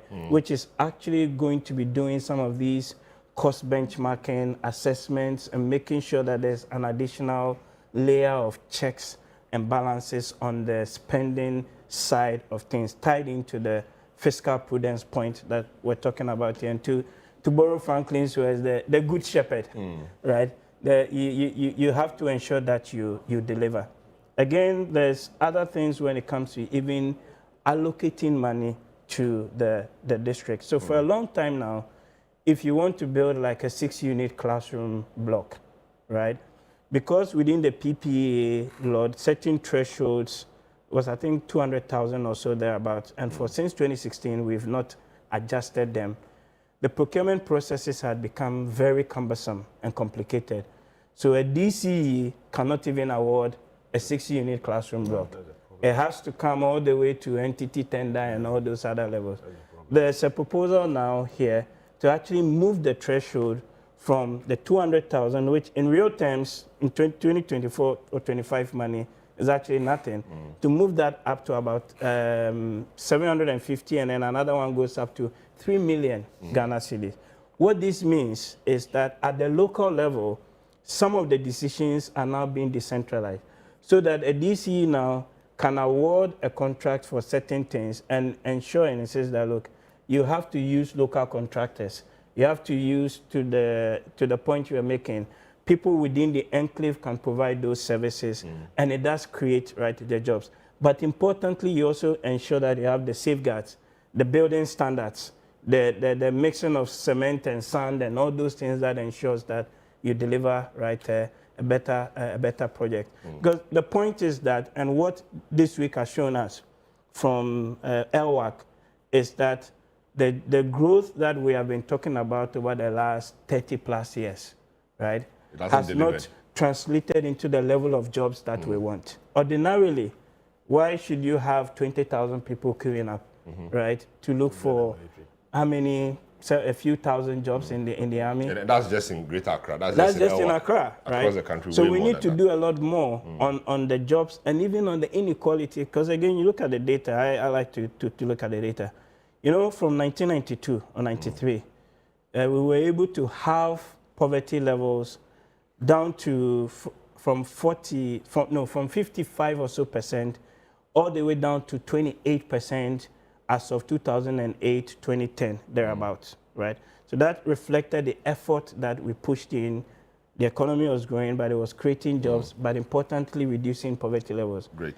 If you look at the data now, the poverty indicators and the inequality indicators, if we don't do anything about it, there's a World Bank report on this, in 2033, it's going to more than double. You have a lot more people on the street, and that is not good for the stability of this country. Great. And so in the budget, again, there are certain things that have been mentioned when it comes to job creation on the infrastructure side and all of that. I do concede that, yes, a lot more can and should be done, especially, again, connecting to the point about productivity. Because, again, you look at the data points on our productivity, total factor, and other indicators, it's not that great. And a lot more can be done. Government wants to produce or create some 800,000 jobs, amongst other things. Would that be enough to significantly deal with the problem we have? And what kinds of jobs would they be? I mean, construction jobs, and these jobs, how sustainable are they? After the construction is done, that's it?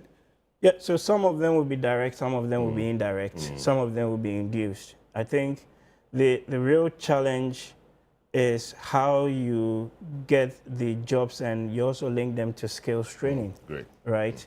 So some of the things like the coding and things that have been mentioned, could help. But I think the fundamental point also is, in my view, sometimes we place too much emphasis also on governments coming to solve every problem, right? Having sort of been in the private space, you have to do a lot more to create those, call it, conditions that allows the private sector to thrive.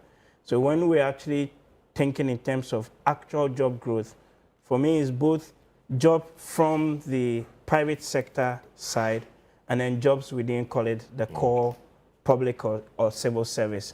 And those numbers would have to be totaled.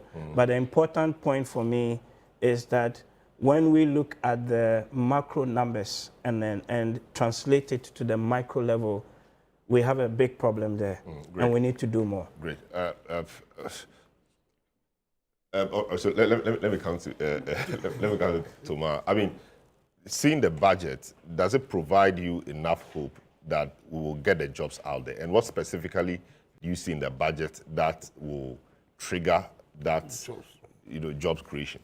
Well, first of all, we will not get the jobs we want. Government took 800,000 jobs. Where are those jobs going to come from? Who is going to pay for those jobs? The fact is that, look, why the political class play the blame game of who has put us in this situation, who hasn't, and who is making the situation better and who is not. The fact is that we're in a deep hole. We're in a deep hole economically. We are doing our best to cover. In fact, the speed at which the current government is bringing us out of the hole is very impressive. But you see, as they say, Rome was not built in a day. It's going to take us quite some time to get out of this situation we're in. It's going to take quite some more time to create the jobs we need. This is not something that one budget can solve.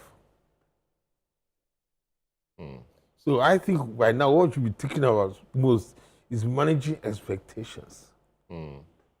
Managing expectations. Look, if you Doc and Honorable come here and say, well, they are part of the current government and this government budget is going to create jobs for everybody, not true. Richard will come and say, oh, look, nothing will come out of this thing because the efforts being done is misdirected. There's not enough serious effort being done to solve the problem. Also, not true.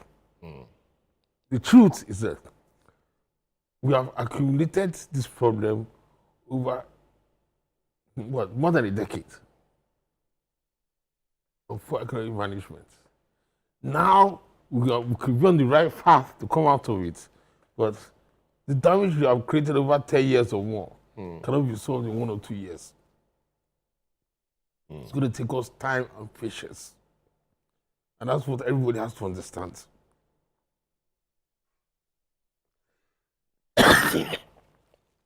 All right. A few of the messages that have come through, let me just take those quickly. This one from Togbi, it says, please ask Richard, per his submission, is he admitting that things are better now? He also continues to ask, so were the benefits of the 2017 based on the structures put in place by the NDC and the IMF as per what he's saying? I think we've addressed that. This from Jones Adoboy says, good morning, Salom. The usual jargon that characterized the budget in the past used to confuse us. That usual jargon that used to confuse us is no more, you see. Just in less than 1 year, we've been able to build such strong economic fundamentals with all the indicators looking favorable. This is the real men and real economic growth and not the other ones we have had in the past. Instead of apologizing to Ghanaians, they have the guts to be talking. That's Jones in Adoboy. Jones Adoboy in La. Let me talk to Nelson. Nelson, I mean, no, I'll come to you. Quite a number of people on this. No, I'm giving you a lot of time today. You know, no, I have been giving. But you have backup from Doc, yourself, Franklin. What do you want? No, maybe they are speaking the truth. Maybe they are speaking the truth. No. Nelson, so I see the attempt to relieve the citizenry or the public of taxes, etc. So we talk about VAT reforms, COVID levy scrapped, and then VAT moved from 21.9% to some 20%, etc. Are these not going to affect, revenue mobilization? And how sure are we that even though we are reducing these taxes and these measures, we'll still be able to raise enough to fund, the projects and fund the budget itself? All right, thank you very much, Salom. And well, I mean, one of the big reliefs in this budget has to do with the way the VAT has been structured now. Initially, the VAT is having some distortions. Nelson, I think we want to see you on the video.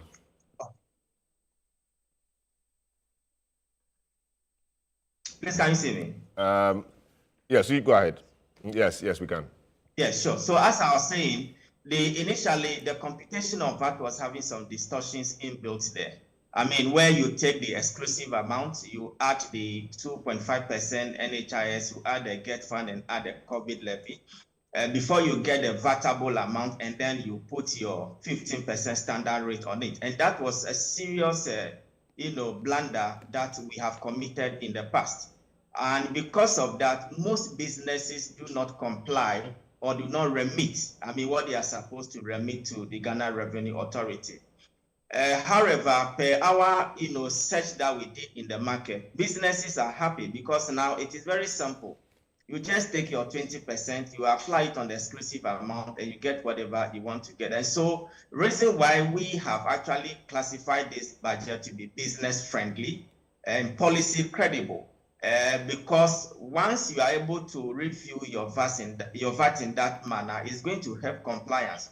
But the thing is this. Government is banking its hope on compliance. You see, before somebody can comply with its tax obligation, both filing and payment obligation, they also want to see accountability as to what the government is using their tax revenue for. Now, when you look at the composition of total tax revenue for this year, government wants to do about a little over 260-something billion Ghana cedis. But the thing is, you have taken out COVID levy, and that may also affect, the total amount some of 3.6 or 3.7 billion from COVID levy alone is now being taken out. Exactly. But I think that there are low-hanging fruits within the system that GRA can actually block. One of them, I've always been saying, property rate. We didn't actually hear property rate, did we? I didn't hear much about property rate in this budget.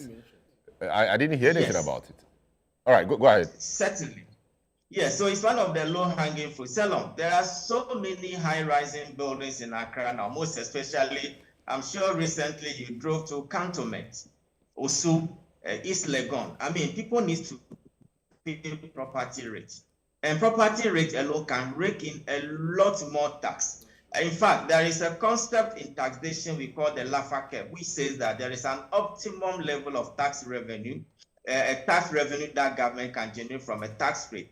But when the tax rate goes beyond that, then government revenue falls. And so this is not a time for us to be talking about increasing tax rate, but rather identify the loopholes in the system, seal the revenue leakages, identify the low-hanging fruit, just like the property rate, and then we go in for them.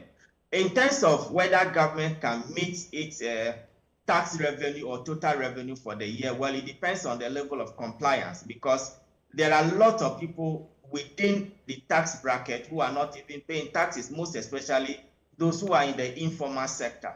Reason why some of us, we are so happy when the modified taxation and the compliance scheme was launched recently. I think we need to do more on education. We need to educate, sensitize, and conscientize taxpayers on their tax payment obligation. And so as to whether government will meet its revenue target, well, we live to see. But let me quickly add that regarding job creation, Salom, you saw what happens in LWAC. That tells us that there is a serious problem regarding job creation in Ghana.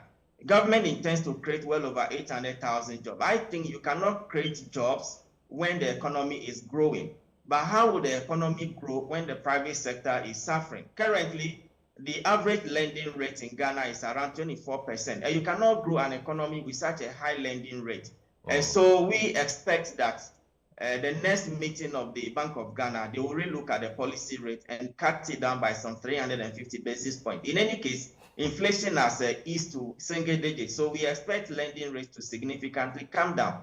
When lending rates are high, businesses cannot expand. The economy cannot grow. Government alone cannot employ the 800,000 people next year. The employment must be private sector led. But when the private sector is being suffocated by high lending rate, then there is a problem.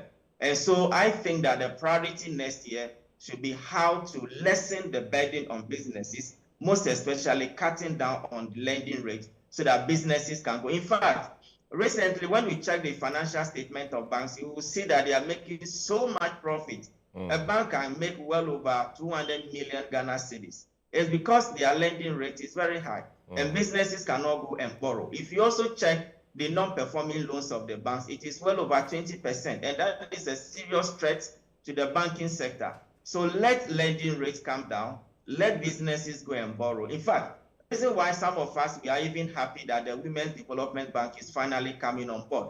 Because when you go to the market, the chunk of the economic operators within our market are women. Salom, it will interest you to know that some of them, they need just 1,000, 2,000 to shore up their capital. So when we are able to do some of these things, I mean, we should be able to grow the economy, create sustainable. Exactly my next point to you on the Women Development Bank. Atufosin said some 400 million cedis has been allocated for that.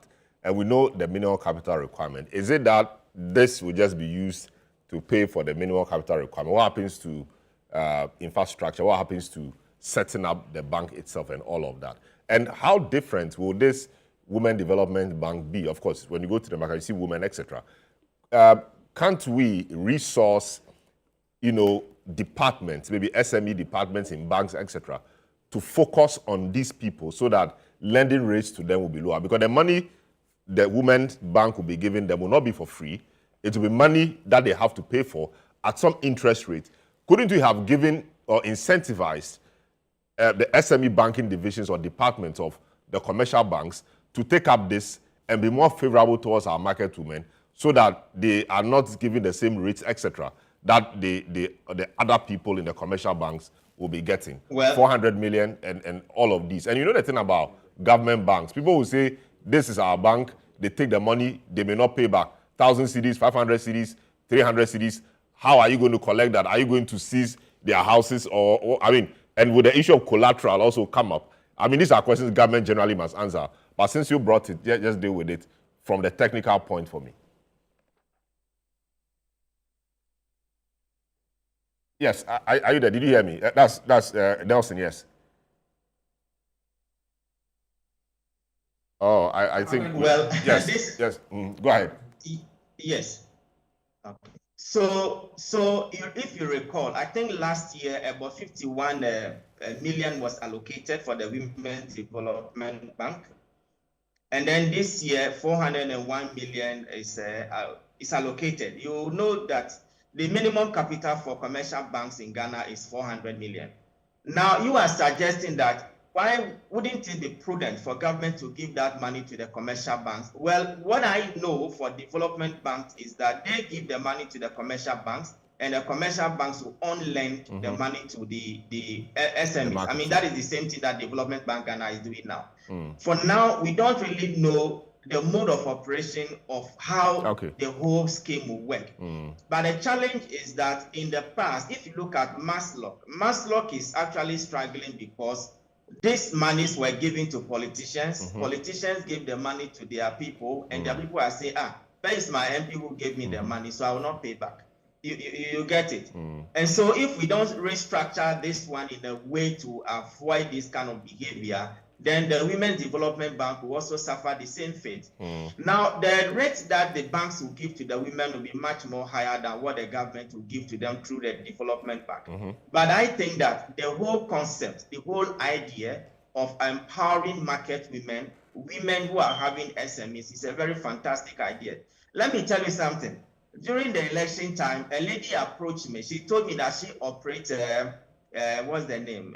A laundry. And she needs just to replace washing machines because the ones that she's using, they are actually obsolete. I was like, okay. Then she wants to go to the banks and borrow because she doesn't have money.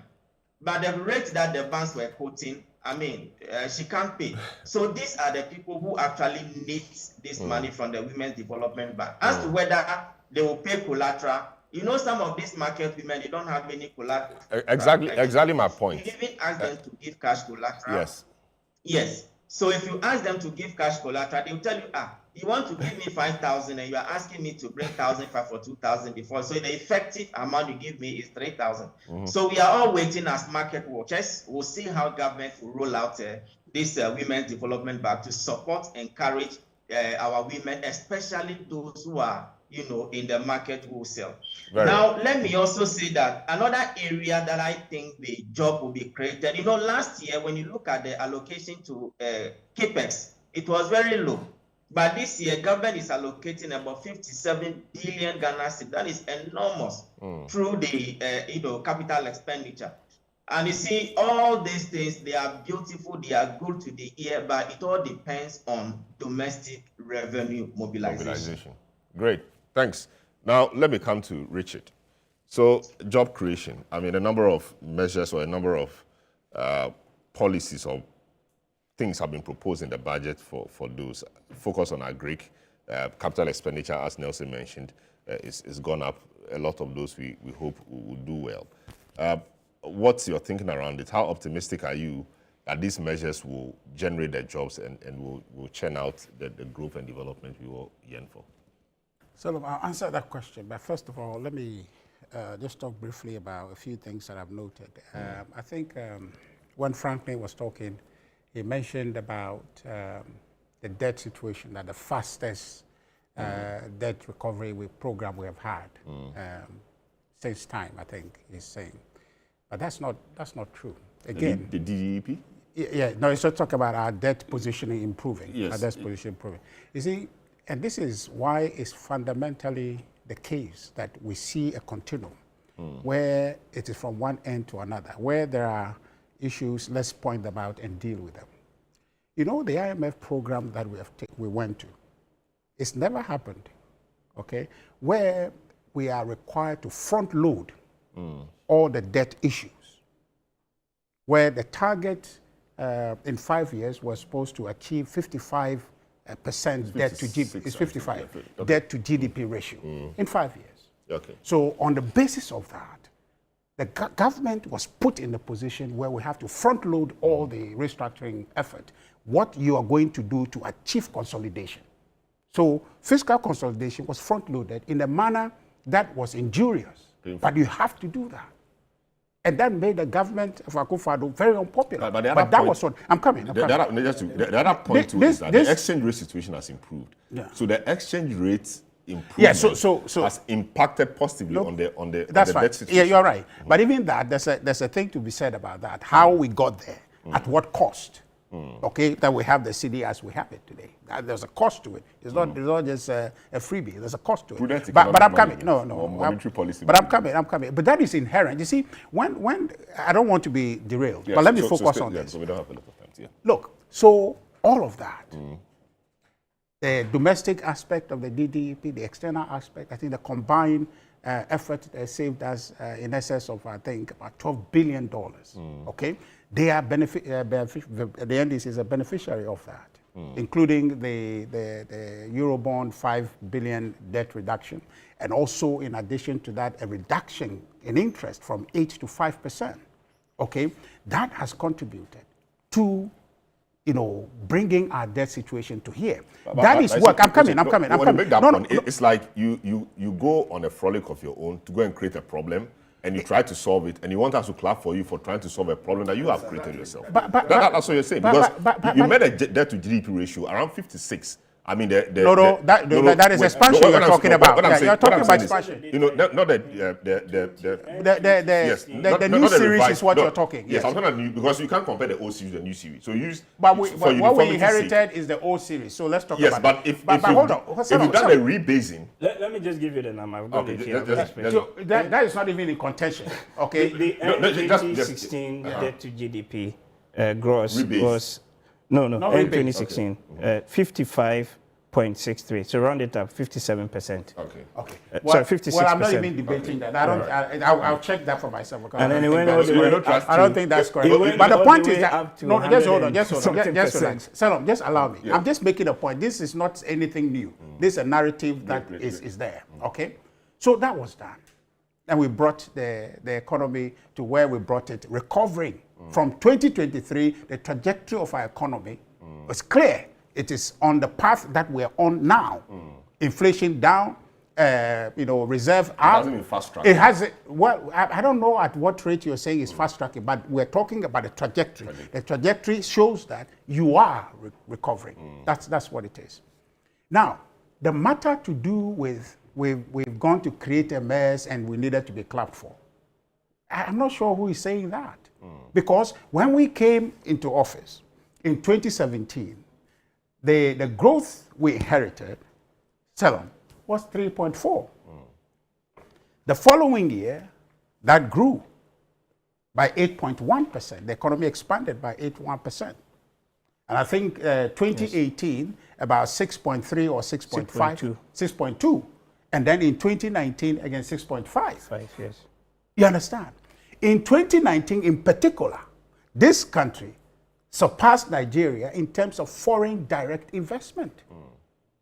Is that the economy they are talking about, pre-existing condition, and that economy was collapsing on its own before COVID 2020? Is that economy they are talking about? You understand? The perception they create is as though that when we came in, things just fell apart. Okay, things fell apart. Things consolidated, and you pointed out, we brought inflation to 7.8, 7.9% in this country. So what is this whole thing about? Certainly, Atu is forcing, and therefore whatever is done must be that he just came and found Ghana today and brought the economy here. When the foundation was built for him, and there is evidence to trace the trajectory, that things were moving in that direction. Now the question must be asked, what specific policy you are advising now, what the ministry, what specific policy have you put in place to occasion what we're seeing? Apart from fiscal discipline, consolidation, which are inherent in the IMF policy. Okay. What exactly? No, I haven't finished. Just 30 seconds. Okay. You come back. Okay. You has an intervention to make. Just quick one. Quick one. First of all, Michelle, please, when we talk about the good performance of the Ghanaian economy between 2017 and 2019, let's get some things very clear. The initial takeoff point, as the talk was pointed out, was the fact that you inherited a new gas field, a new oil and gas field. The Sankuva. That's one. Two, now you started taking $3 billion a year off the Eurobond market. Now, the claim was that part of the money was being used for restructuring existing debt. No figures were provided on that. I'm a financial journalist. I go to MPC meetings, every MPC meeting. No figures were ever provided on that. In fact, on what? On how much of the $3 billion a year you are taking on the Euro market was being to refinance existing maturities which were falling. Okay, you let me carry on. And to the extent that even Dr. Addison himself, who unfortunately has been villainized by the NDC in their effort to win power, he always used to make it clear at every FBC meeting that no matter what the Bank of Ghana is doing, we need fiscal consolidation. That the Ministry of Finance has to sharpen up in terms of how they were spending money compared to how much money was coming in. So that explains why the economy looked to be doing so well up to when COVID and the Russia-Ukraine war came. You see, you have brought in another perspective that you see, this thing, if we want to go back and forth on this matter, because governance is continuum, you find here one thing that somebody has done, and then here one thing that another person is benefiting from. When we realize that government... No. I beg you.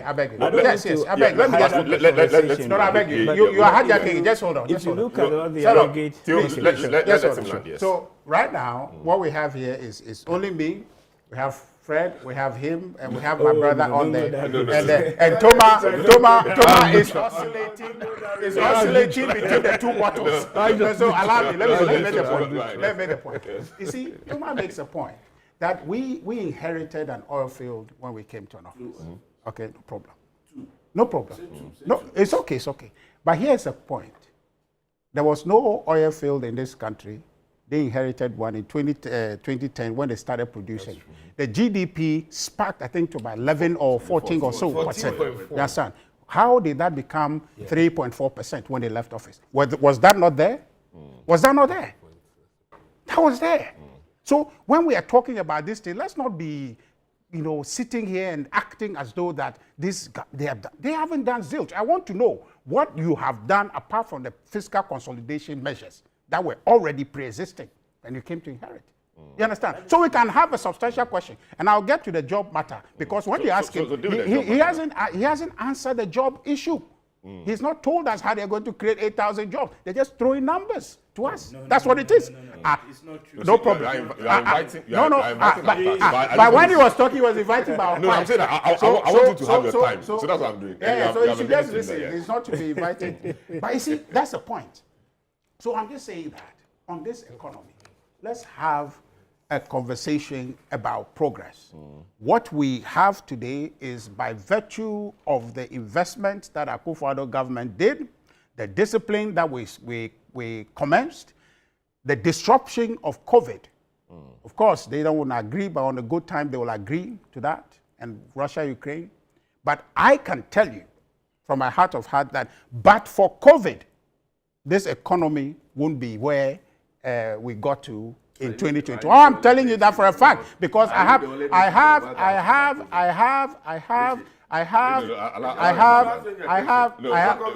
But there are many of you and only one of me. So why don't you allow me to talk? That was hit by friend, let him know. You know, his episode is just bullying me like that. So here's I have 3 fiscal years to show you the MPP's record. 2017, 18 and 19. What did you do? We were growing. No, here's a question. Let me answer that. You like we that were question? growing. No, it's a harmless question. So I answer. We were growing 7% on average. That 3. You put in place to gain that growth. I can tell you after he tells me what measures he's put in place. So the point. Oh no, I can't have only 1 minute. Just go ahead. Give me a friend's own time. So you understand? They haven't answered that question. Now on the job matter. So the issue to do with debt is improved and all of that. They can't take any credit for it. It's a continuum. We started a foundation. They are building on it. That's okay. So Franklin must note that. You see, on the job issue. You're fighting like an octopus. Well, that's what you have created. No. That's what you have created. The only comfort I have is Toma. But Toma is also moving between 2 bottles. Franklin is sitting somewhere. You throw one at him and just go ahead. You understand? So, but the job matter. I don't understand what the NDC is talking about. They promise 24 hours. We are not seeing it. I think I see somewhere in the budget they are allocating some 110 billion or so, million, to 24-hour economy. Are you serious? You know, budget, what is budget supposed to do is an economic plan, okay, to translate the government's mandate into action for the people. That's what it is. So it shows the priorities that you have. So where the allocation will show you this is where government is interested in. So you say 24-hour economy, okay, and you are positioning there 110 million. I'm sitting there saying that what are you going to achieve with that? They tell us about Greek. And this economy, this budget, I think it has 3 parameters: consolidation, transformation, and social. No, I think there's one accelerating other, economic and jobs. And then jobs. Jobs. Economic Strengthening security and social sector. Yes. No, not the theme, but then the 3 anchors of it. Yes. Consolidation. Okay, no, consolidation, growth, transformation. And economic transformation. Yes. You understand? Those 3. Now you're asking about jobs. They said we'll create 800,000 jobs. There is an inverse relationship between GDP growth and unemployment or employment. Inverse, yes. Yes, it's an inverse. So where your economy is expanding, unemployment goes down. So they say that they will grow at what? 4.8%. That's a jobless growth they are talking about. Compare that. Well, that's a minimum, but that is what we are working with. You understand? That's what we are working with. That's what they have given us. That's the budget. Until the reality comes, that's what we're dealing with. And so, okay, so I'm coming. No problem. Oh, no. So if we are taking that as a fact, it means that the 800,000 jobs they want to create is a minimum. Is that it? Is 800 is a minimum? The growth rate they've suggested is 4.8, and that's a minimum. Yeah, this thing, when the rubber hits the road, yes, it is no longer propaganda. These guys, the kinds of things they verbalize in this country, and now what we are seeing, they're only talking about consolidation and this. Consolidation translating into people having jobs is what you saw at Elwak. Which we will come to. Okay? That there is a search for 3,000 people. 4,000 I hear. Well, what I understand is that clearance has begun for 3,000. Okay? But if you be charitable and say 4,000, How many people are out there hunting for that job? A lot. A lot. You come to Agric, they said they will create some 1.7 million jobs in Agric. Bro, part of the 800 or whatever. I'm just sitting here, my head is spinning. There is nothing investment when you look at Agric. The Agric ministry they allocated was on 2.2 billion. Okay, for, sorry? 2.45, almost 2.5, yeah. Okay. But that includes... That's just for food security. Yes, but that includes... Then, I'm coming. That includes the road project they are trying to do with separate. that they allocated. I mean, so that's a sum total. That is included in that. The 823 million is included in the allocation to our Agric sector. Okay, so 2.2 for Ministry for Goods and Services and their normal operation. What is that? That's where you want to create the jobs. Okay, you have Feed Ghana program, which you can tell me, by my position and my search and experience at the district level, okay, in Agric, is that nothing has been disbursed for Feed Ghana. Okay, the component of it, which Forest Center, whatever service that you want to do, is there. Now you say you're going to start that next year. Nkwo was launched. Nkwo is not under Feed Yes, Ghana. but it's not under Feed Ghana, No. but it's also a policy to create jobs. But we are talking about Agric. That's what I'm saying. So that's the point. So really, where we sit, Salom, this budget, the celebration around it is numbers, and we don't eat numbers. Very good. That's a good point. So that's the reality.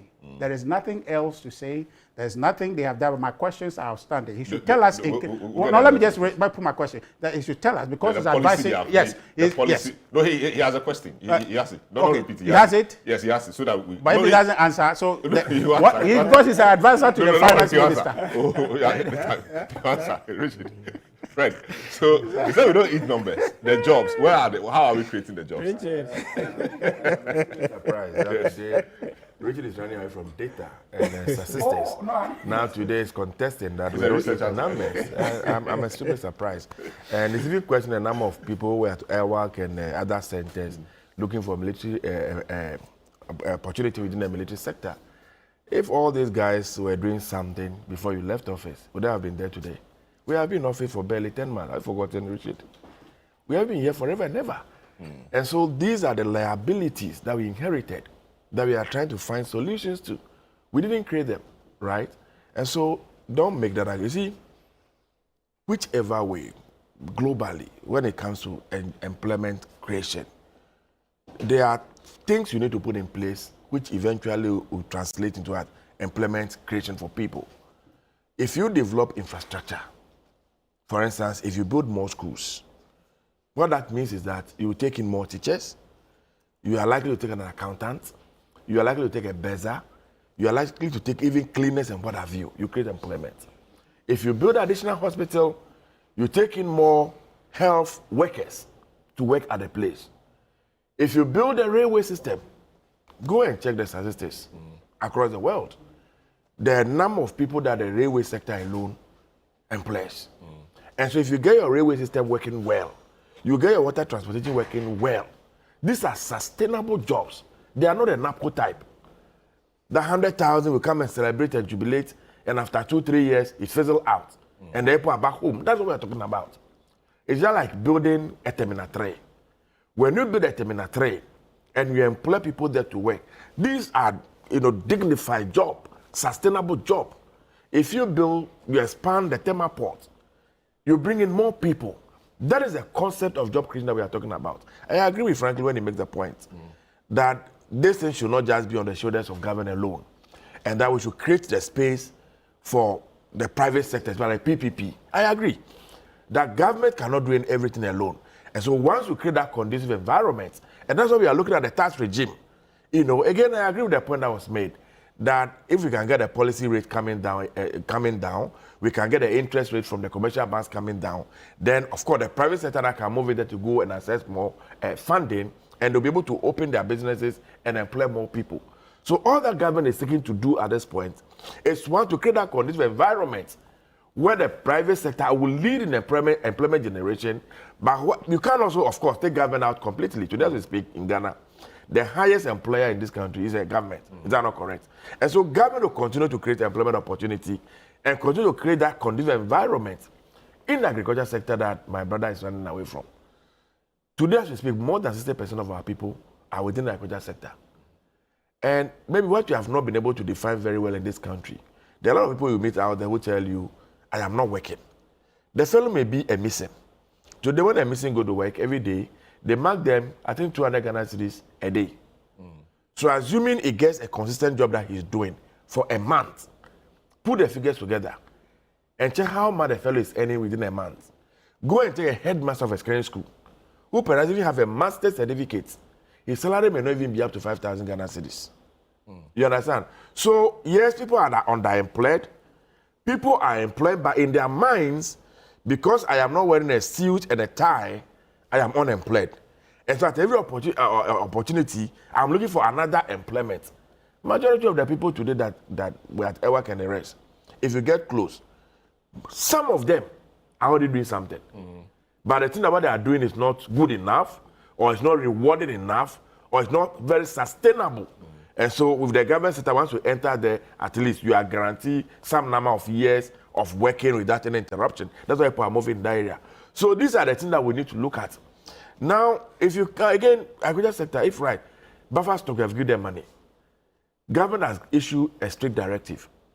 All the eggs that you are going to feed this school, don't bring them from outside. If you are going to do executive programs and they lay the eggs, these eggs must be sold to the buffer stock or to the schools. So that people who are keeping the birds are also making money on a daily basis. We are making the point that we want to promote rice cultivation in this country. How then do you go abroad and say go and bring rice?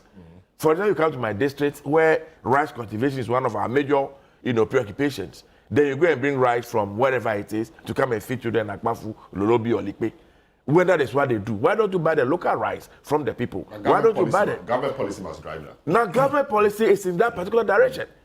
That is why we are saying that we want to even decentralize the purchase of goods. Either to everything must come to buffer stock in Accra. Now we are saying that the schools themselves must buy the foodstuff from the local community. So that the farmer knows that if I produce 1,000 tons of rice, there's a ready market for me.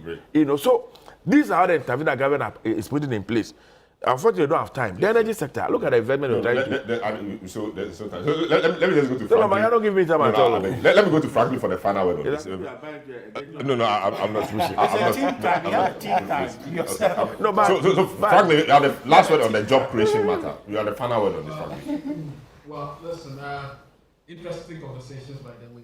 Look, I think this job creation mantra, don't forget, since 2010 or 2013, thereabout, up to 2024, politicians have created lots of jobs. In fact, millions of jobs with their mouths and on paper. Sorry, with their mouths. But actually, if you look at it carefully, the net effect is just about 250,000 proper jobs. So it's important that this conversation is coming up. I mean, the 800,000 jobs that the Uncle Ato wants to create are fine and dandy, but we need to ask specific questions. We need to be sure that, is the government the one that's creating all these jobs, or they are looking at the private sector part as well? I understand, of course.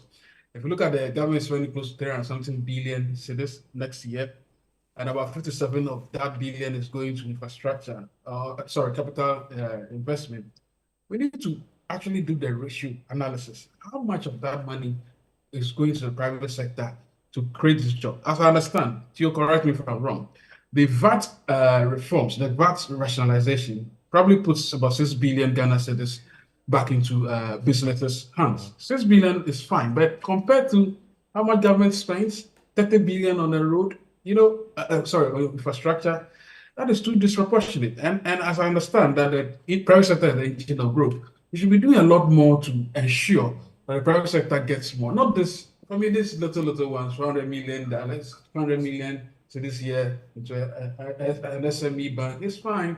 But clearly speaking, the private sector needs to be given that opportunity.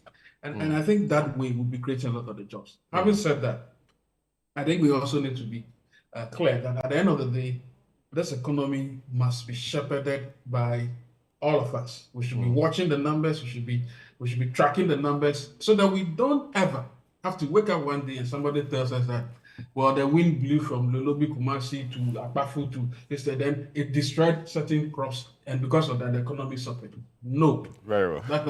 Thank you. Very well. Great. Thanks so much. We'll take a short break. When we return, I know Theo has a lot to say. Toma also has something to say. But we'll take a short break. When we return, we'll go to the next discussion, which has free recruitment and the Stampede. Thanks so much. Theo, now that you're around, we'll be having you more often. And Richard, he was here last week, and he'll be here hopefully again next week. And Toma and Fred. And Nelson and Franklin will join in this discussion as well. We'll take a short break. When we return, we'll go to the military recruitment. Don't go away. Yeah, welcome back. This is a big issue. And now we move into the second matter, which has to do with the Ghana Armed Forces recruitment stampede. 6 people lost their lives. Very sad incident. They went in search of a job and they lost their lives. They wanted to serve the country through the military, but that's what happened. This actually flows from our previous discussion on the budget and the numbers, whether the budget is good enough to produce the jobs. For many of those people who were there, many have said that they don't think a lot of them would have been there if there were jobs. Some of them are just going there because they feel the security of the jobs there. And so the matter of jobs is key. We've been joined by Brigadier General Robert Ofesaki, who is a retired Army General. Of course, Franklin Kujo is still on. Richard Ahyangba is still here. Fred Agbanyu is here. And then Theo Champon, doctor, is also here. He deals with numbers, so he'll give us some numbers on employment later in the show. Brigadier General, good morning and welcome to the program. It's a pleasure having you. All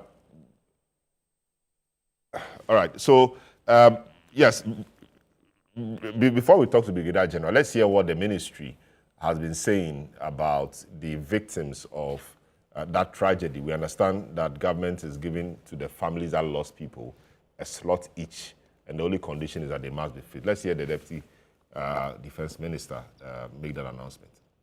His Excellency the President has directed that we give the opportunity to the family to replace all these 6 dead persons. Of course, we have to check their fitness level.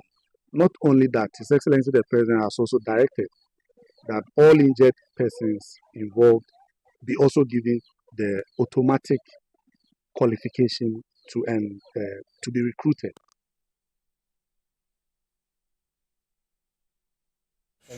All right, so that's Brigadier General, Deputy Defense Minister there.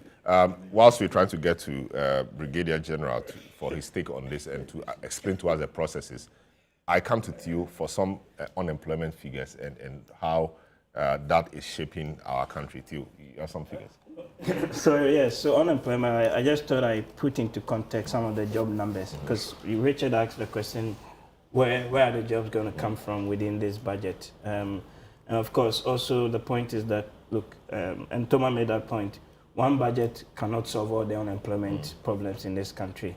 The budget is one instrument of government policy, the most important, but it's one of several instruments. So just to give a bit of breakdown in terms of, sector or program and where the indicative job numbers are, there is mention under the big push and then the infrastructure program. So this is construction, civil works, logistics, and then that's directly around 490,000 jobs.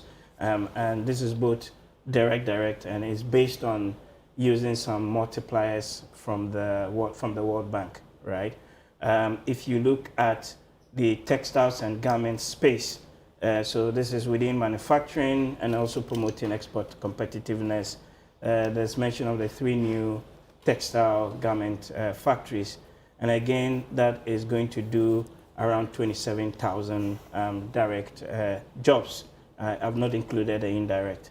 There are 7 agro-processing plants. So again, within the, call it agro side or the food processing side, these ones have about 700 direct jobs, and then we don't have the indirect, but you could use a multiplier of about 3 to 5 for that subsector. And then under the integrated oil palm policy. That again, under agriculture and agri-processing, this is going to do 250,000 jobs, both direct and indirect. So you see that some of them I have the direct, I don't have the indirect. Others we've got the total, and then the farmer services centers as well.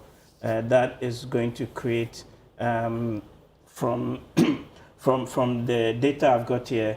That is going to create a couple of thousand jobs. I don't have a direct number on that, but at least the big numbers really is from the big push side, and then the integrated oil and palm side. If you add those up, that gets you to around 700 or so, right, thousand.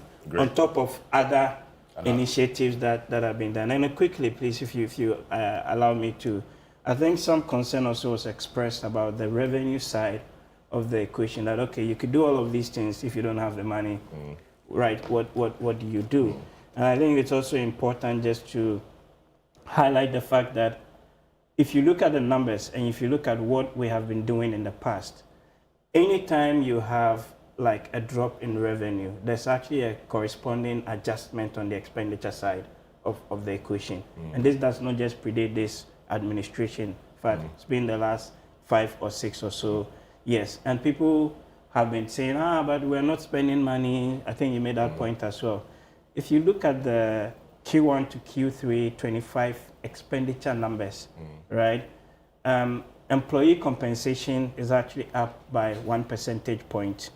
Where people are complaining, which is really on capital expenditure, where you've got a drop from 26 billion to 11 billion, like almost 50% drop in those numbers. That is where people say, we're not seeing things or the action on the ground.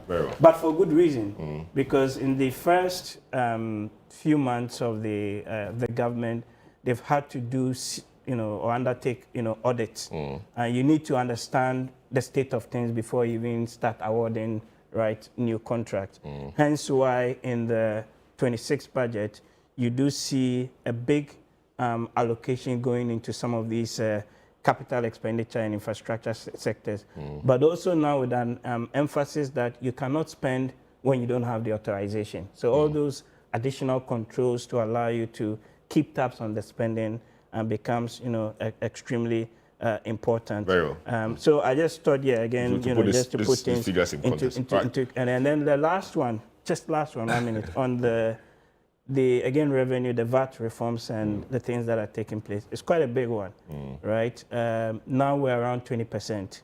The African average is around 18. There's still room to go, but fundamentally you're pushing money into people's pockets, right?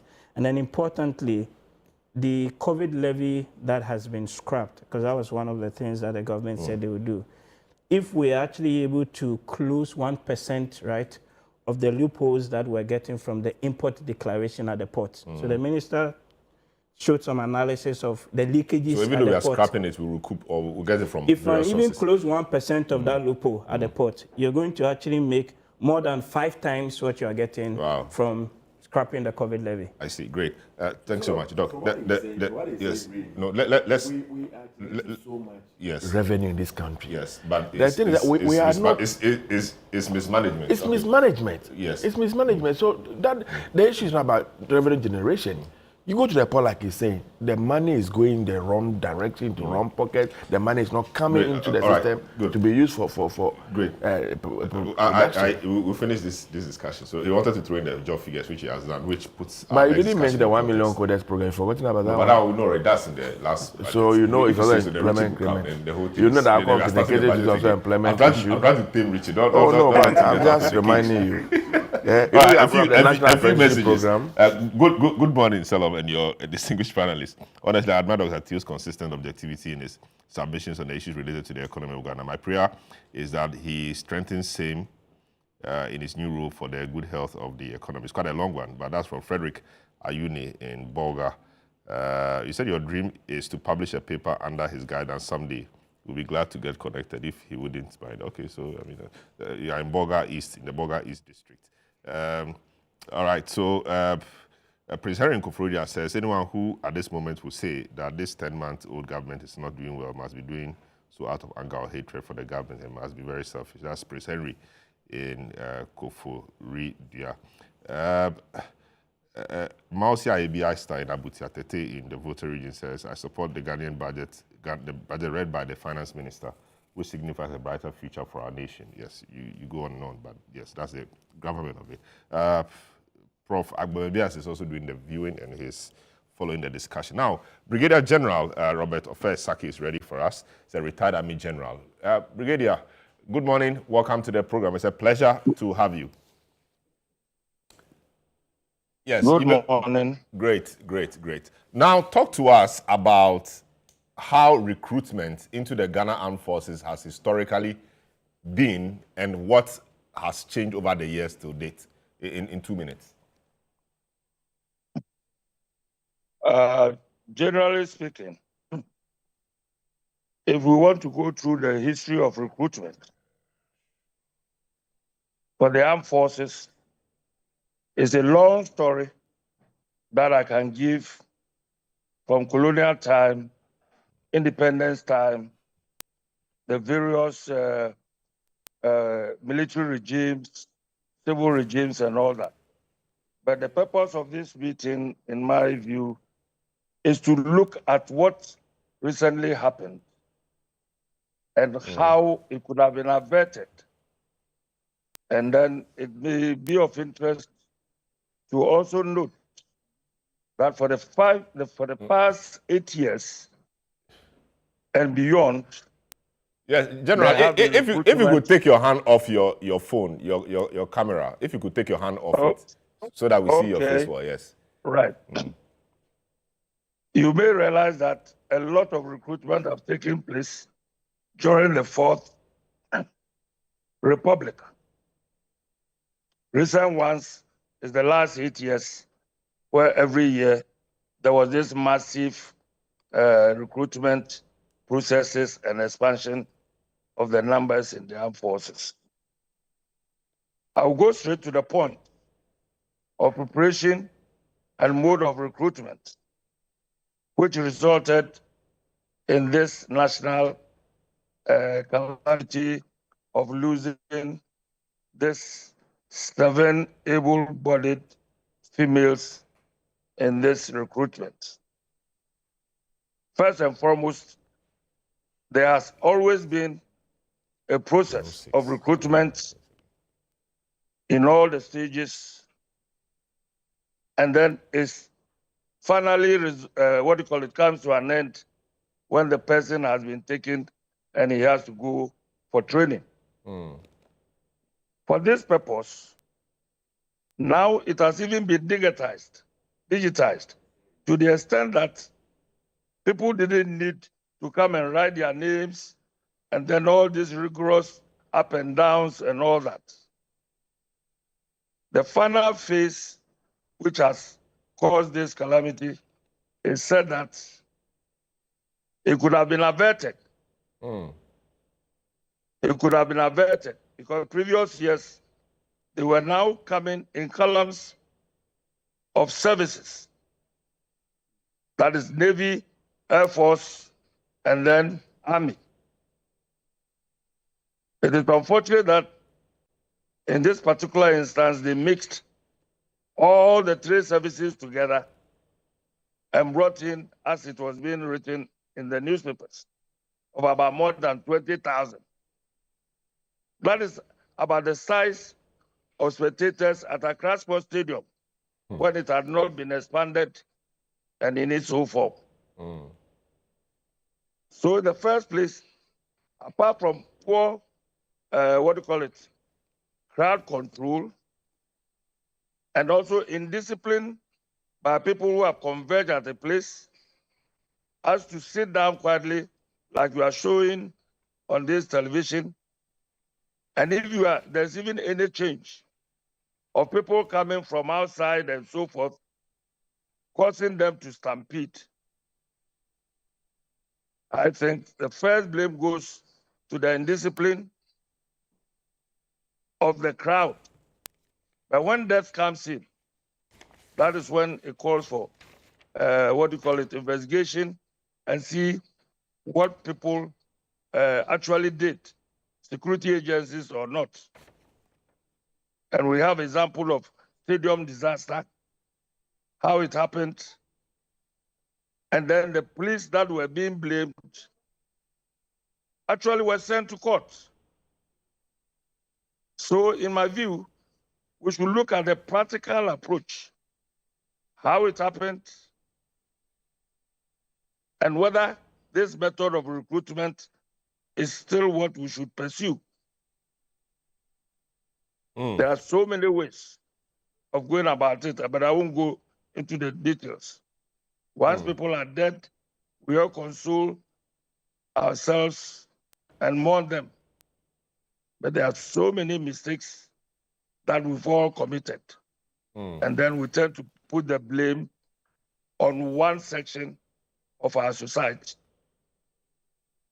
So what happened at the stadium in the first place? Why congregate about 20,000 people? If it's a misjudgment, at the same time, maybe the military, I'm not defending them, did not expect that when they ask you to sit here and wait for your turn, you also forego it. In queues at the airport, if you realize, in that small space, they create bias and make you go a long route before you reach where you are going. We didn't make any kind of circular arrangement, and they were all dumped there. And as soon as they put a few sections like they are sitting there in an orderly manner, they vacated those positions. Who should tell somebody that you don't climb a wall to get access to a place which they tell you is already congested? It is part of the general indiscipline that we are all encountering and seeing on our streets in every aspect that we are doing. To even give an analogy to this situation, look at how we are all blaming a government for not being able to even clamp down on Galamsey, when the whole country at various levels, positions, political persuasions are contributing to it, from our chiefs to everybody. And then maybe you want maybe a president, Nana Akufo-Addo previously, or President Mahama to fight Galamsey alone. And then when the institutions he has put to go and fight in themselves are involved in even enhancing the Galamsey and so forth. Yes, it is the discipline. Yes, you talk about poor crowd control. Yes, you talk about poor crowd control, etc., and the fact that the military may not have foreseen the indiscipline. Crowd control. But we know the military. We know the military as an institution of planning and proper execution, intelligence, etc. How does the military expect to have 20,000 people and over at a place and not anticipate that there will be instances of indiscipline and possible chaos for them to have planned to avert it? That's where the problem is it not? What the problem is exactly, I'm saying that this recruitment, this type of recruitment has taken place several instances before. I remember when I was a captain in 1984, a similar incident happened at Elwak, the same place. And this time the people didn't die. 7 of them got seriously injured. Okay, but you keep mentioning 7. Just to be clear, we know about 6. As the number increased to 7, just to clarify, because we've always known about 6 people. I'm talking of an incident. The previous one, yes. Initially, you mentioned 7, yes. All right, just go ahead, yes. 1984. Okay. A similar stampede has happened before. But what I'm saying is that recently, we've changed the mode of recruitment, by doing it by services, Army, Navy, Air Force. The size of numbers that came there, that size, in my view, I can't see how they could have actually processed about 20,000 people in about 2 or 3 days. And the first instance, calling this number to the place at a time. This is where maybe we as military people did not make the right judgment. And such a mistake can easily be corrected. And I don't think in future or any subsequent recruitment, they are going to assemble this number of people. I see. There's also the... That is my view. Great. There's also the talk that the military should not be made to investigate this matter. We should have some external people or civilians, you know, who understand the process to investigate it. Because some of this in the military will investigate it and we will not hear much of it anymore. It will be as if you've been asked for them to clean up their own mess and we will not have real accountability. What's your take on that? In fact, this assertion is also wrong. There is nowhere in our statutes that the military, when anything happens within their domain, should not investigate by our standing procedures and so forth. Anything that infringes on the good discipline of the armed forces, it is investigated institutionally by ourselves. The government, once people are dead, has also the mandate to also institute what we may call a coroner's inquest, which allows us to know whether the death was caused negligently and by who. That channel is also there. I see. So we as the military, we cannot refuse or stop making our own board of inquiry, which goes to the military high command. And the military high command, they also report to the commander-in-chief. Very well. Just hang in there for me, sir. Let me go around and I'll come back to you in a minute. Franklin, I mean, you've been listening. You're a very sad incident. What are your thoughts on this really, and how can we avert similar things in the future?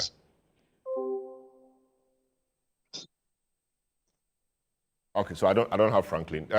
Yes, Franklin just left. Fred, let me come to you. I mean, this is not good.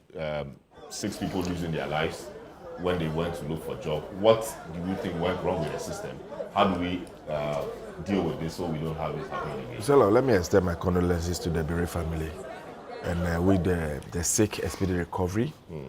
This is unacceptable, this is avoidable, and I say every day that society or any group of people who don't want to embrace change and don't want to be fixated on doing the old thing the same old way, definitely don't get the same result.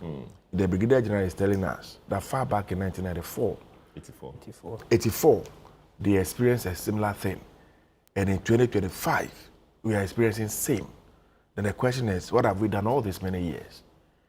You know, and every day I say that, Salom, these things, they are not rocket science. Almost every country across the world, they have military, detachments and they do recruitment and enlistment. And I don't think that Ghana enlists the highest number of security personnel across the world. It's a job matter. You understand? So how do they do it out there that the things that we are experiencing today, they don't experience it? Copy and paste. We can't do it. We have a country today with 16 regions, over 240-something districts. So we can't do these things at the district level. Now, we can't stagger the invitation. First of all, I have a difficulty even with asking prospective recruits to pay money for enlistment. It's not something I'm a fan of. We are all aware that the total number of people they've gotten clearance to pick are barely 4,000 people. And yet you have sold forms to close to 60,000 people. Your first screening, online screening, per the data, is that 30,000 of them failed. Yet you've taken their monies. Now 30,000, out of these 30,000, you are going to pick about 4,000, 26,000 will go out. So whichever way you apply and adopt any mechanism just to wither away the share numbers that we have, what would have been wrong? We have Army, we have Navy, we have Air Force. And so this week, we are going to screen those who want to join the Air Force. The same people will go again. It's a job matter. You see, the military is not like any other civilian body where normally we will do things anyhow. The military is noted for discipline. They are noted for precision, that they will do things in an orderly manner. And so it's not a place that the same people will go again. This day and age, technology and all that, you should be able to use technology to determine that my brother here has applied to military. The system has captured his name, his picture, and all that. I'm saying that if it's artificial intelligence today, you don't need Anyagba to come to you physically to inspect him, to do physical selection. This day and age, you can use technology. You need to see them at some point. Yes, at some point, but with time, you would have scaled down the number to a sizable number that you can deal with. In Accra alone, we have Accra Sports Stadium lying there. Virtually, we are not using for anything today. University of Ghana Sports Stadium is there. Tema is there. What would have been wrong? Independence Square. Independence Square is there. Yeah. You understand? What would have been wrong to say that, okay, all those of you who want to do military, go to Accra Sports Stadium. Those of you who want to go into Air Force, go here. Those of you who are going to Navy, go here. Even then, let's break it down again. Morning from 6 a.m. to 10 a.m., 50 of you should come. We know their name, we know everything. Then from 10 a.m. to this time, this group of people should come. I was sad to hear that some of the victims have nothing to do with the exercise. How do you allow their families to come in there? The military doesn't operate like that. Because when you get to the point, they would have checked. You have a sheet you are holding. They would have checked that it is you who have applied. Your mother, your father, your uncle, your brother. They went there earlier than they went there before the officials even came. As early as 3 a.m., 4 a.m., people started going there. And the thing happened at 6 a.m. And I'm saying that all these things could have been avoided if they have staggered the process and decentralized the process properly and communicated same. And they had put in place that if you come there before the appointed time, that alone is enough for us to disqualify you, will not attend to you. I oppose to even asking people this number to carry their original certificates. You and I know that once you misplace your original certificate, nobody will print it, no investor will give it to you again. You have to either go for attestation or what have you. They have sent this document to you online. It is now your responsibility to contact the institutions they claim they are coming from to authenticate the veracity of the certificate they have submitted. Why are you asking them to carry the hard copies, the photocopies, and come to the place again? I think that the military as an institution need to go back and do some introspection and correct some of Will you say the military, as we know them, this time they failed us with the process? You see, maybe for the past 8 years, I'm not too sure if we saw any mass recruitment as we are seeing it now. People were always passing out. But as to how they were recruited and when they were recruited, we already know about it. Every day we saw people wearing new uniform and coming out. I'm sure Anyagba was doing it from his office quietly. They select their boys and their girls. Some of them who are 45 years and 48 years. Some of them were even breastfeeding. Before you realize, after 2 weeks, they are wearing police uniform. They are wearing immigration uniform. We saw all manner of things happening. This time you said we want to be transparent. You have published in the dailies. So right from the beginning, you are aware of the total number of people who applied. It's not as if you didn't know. Very well. So when the brigadier made a point, that means that they were taken by surprise with the shared numbers. That cannot be true. Because they knew about the numbers before the date was fixed for the state. And so they could have put the contingency measures in place or protocols in place to avert this from happening. I am saying that we should go back to the drawing board. And then do the right thing. So the suspension of the exercise is in order. I perfectly agree. And so before they come back, before these they come measures back, you are suggesting all these measures should have been put in place. The police have announced, and the police, fire service, immigration, they are opening their portal, I think, on the 15th to start selling the form. I pray that they take a cue from what has happened. Yesterday, the minister, Honorable Mumutaka, addressed the press, and they have detailed out their modalities. The press conference here alone is not enough. We should get into the local language, get to our community radios, let the prospective applicants understand exactly what you intend to do and how they must go about it. And as I said, if we can do these things even at the district level and all that, I don't think we'll have the numbers that we have over here. It's disappointed. I mean, has the military failed us you know, in this particular on this particular score. Very good. So, who has failed us? The buck stops with who? The commander-in-chief. The commander-in-chief. No, the commander-in-chief. Ghana Armed Forces. The commander-in-chief. Who was the Kumasi, what's the name? Commissioner the Agro project. He's the one who should be. The buck stops with him. That's what I'm saying. Or because Kumasi is not in charge. Is that what you're saying? It's unfortunate and a very painful thing to have happened. I take no delight in talking about this because it's painful. These young people, including the very unfortunate 7 or 6 actually, that passed on. All ladies. Yes, all ladies. Must have voted for the NDC just for purpose of making a point. What's the I connection? thought you were going to The stay away connection from is this. coming. What's the connection? Okay. Stop laughing. You're wearing black. I'm wearing black, you are not wearing black. I'm mourning them. So stop laughing. Go ahead. Fred. And with the hope that they'll get a job. Because that was what they promised. That was what the NDC, Fred, was running around in Guam saying, oh, jobs. I don't know how many is provided, because so far the record shows 0. And what you see on the screen is a demonstration of the worsening job situation under the NDC. It's bad. It's painful. I've been speaking to young people. To be fair, I mean, 10 months in office, they couldn't have created a lot of jobs to absorb all these people. Just tell us what they have created commensurate with their 10 months or 11 months in government. They should tell us. Okay. But somehow we have seen the worsening of the situation. The worsening of the situation. Look, What's the way forward? the way forward, recruitment, for the way example? forward is to say that 800,000 jobs they're talking will not suffice. It will not. And then, is that a negative thing? It's a positive thing. I'm saying that it won't suffice. In other words, do more. You understand? He's still back in campaign mode, Fred. You understand? So the point is that government must meet this youth bulge that is driving our country's desire for employment. They promised, they created this impression for people. They gave the expectations that they will create jobs, 24-hour economy, no show so far. In fact, was it 20,000 their work?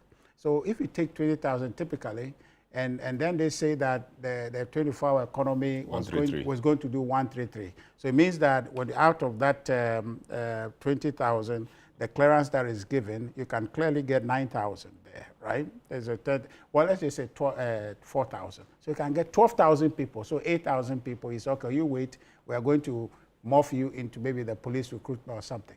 You find a way to do it, but that's what they promised us. We haven't seen it. So why can they not do 133 with the military? If they said that was something, well, they will do it. They haven't done it.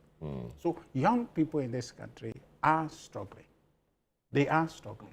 And what I want to plead with Fred, Fred, you've spoken well on this matter. You haven't been exceedingly political about it.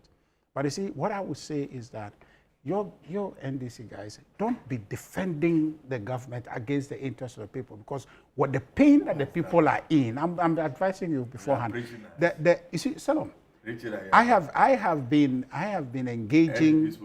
No, I have been engaging young people. And just, I came back to Accra just, yesterday dawn. Yeah? It's difficult. Okay? So when we are talking about numbers and Dr. Teo and is looking at laptop and all of that, it is on the ground that you will see that the thing is not moving. It's hard. Okay? So we have a serious job situation. The 800,000, do something about it. Even that is over 3 years or something. So do something. And the next thing is that we should find a way to memorialize these young people as a way of saying that this will not happen again. Okay? Beyond the regime that they will recruit, replacement from their family, that's good. I think I commend that thinking. But beyond that, let's memorialize them. If we, by what Dr. Mahmoud Bawumia had done with digitalization, the NDC still can't see it. In order to use a digital process all through to the point they have to meet people. So the point is that let's memorialize these people, okay, as a basis to point to the NDC and don't do this manual thing again. And I'm going to make the last point. The final point I would want to say is serious investigation. In fact, you're asking General, my very, very good friend and father, it's something that we must ensure that it happens. The investigation must be done for two things. One, for purposes of advising us the right way forward, and two, to punish. Because especially where the option existed, where they can put them in service badges, and somebody said, no, let's just bring all of them together. That's very negligent. So individuals, let this research, investigation so there should be accountability. And then ensure that. Great. But I want to ask General one question. In 1974, or even before then, 84, sorry, before then, has the payment of enlistment forms been part of their recruitment? Because General, that for me, that for me is an extortion, it's an abuse that must not be allowed to continue. Yes, there's a question to you. Did you hear that? The question about the fact that now they pay for the forms before recruitment, the forms to fill before they recruit. Yes. The question is that, was that so in the past? In the past, before you joined, did you have to pay for the forms to fill, etc.? Or is this a new phenomenon? In fact, this has been a bordering issue when I was in service or working for the previous government. And I can emphatically tell you that my personal opinion is what I am expressing publicly.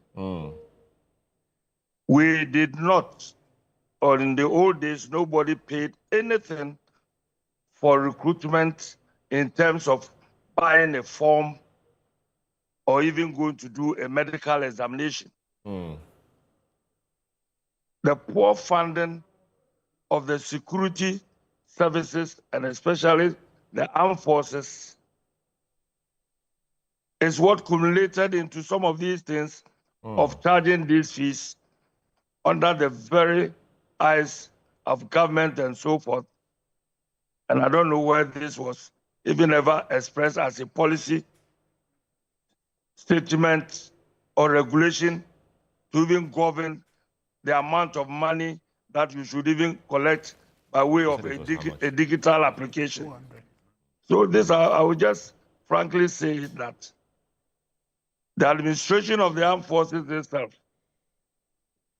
not only the armed forces, all institutions of government with very, very little, budgetary allocations, and the government pays what they can pay, and then you also pay out what you can also do. So the answer is just very simple. It wasn't used to be the case. And then why take, like the other panel member was talking, you are going to take only 4,000 and you sell application of 60,000? We can't debate this. It's part of the things that we should make policies and directives work. Very well. We are in a constitutional rule, and there are processes, procedures, which you must all adopt. So if somebody is found foul of the particular incident, he is taken through proper procedures of arriving at a solution or a decision. Very well. Thank you. Look at the number of people. I said in the previous incident, it was the same. But for the past 8 years, this incident with similar crowd, maybe nothing happened. That's why it was overlooked. The disaster at, stadium disaster, the match between Kotoko and the House of Oak, and police method of quelling the destruction of tables done very poorly, and people died. What happened? There was a commission of inquiry. Some policemen were charged to court, and the court adjudicated and even set them free. Not that they set them free, because it's not all negligence that people must be punished for. But at least they went through the process, and the process discharged them or acquitted them. And any unlawful death happening anywhere must be investigated. The government and has a mandate to institute a coroner's inquiry. Yes, this is the law. That is so. People have died. Yes, very well. Institutional investigation must go on for them to know what went wrong with their own methods of what they did. Very well. The government inquiry will come to give the overall broad directives to all these institutions. Very well. Thank you. We are normally discussing more problems than even giving solutions to the problems that have come. And we all keep shouting about the problem. What is the solution? Very well. And I'm sure that's why you've called this discussion. So anybody contributing to this debate or this discussion, it's my view that not only expressing what the institution has done wrong, but that one we all know it was wrong for them to have done blah, blah, blah. The question was, and so what? And so in future, we should do this, blah, blah, blah, blah.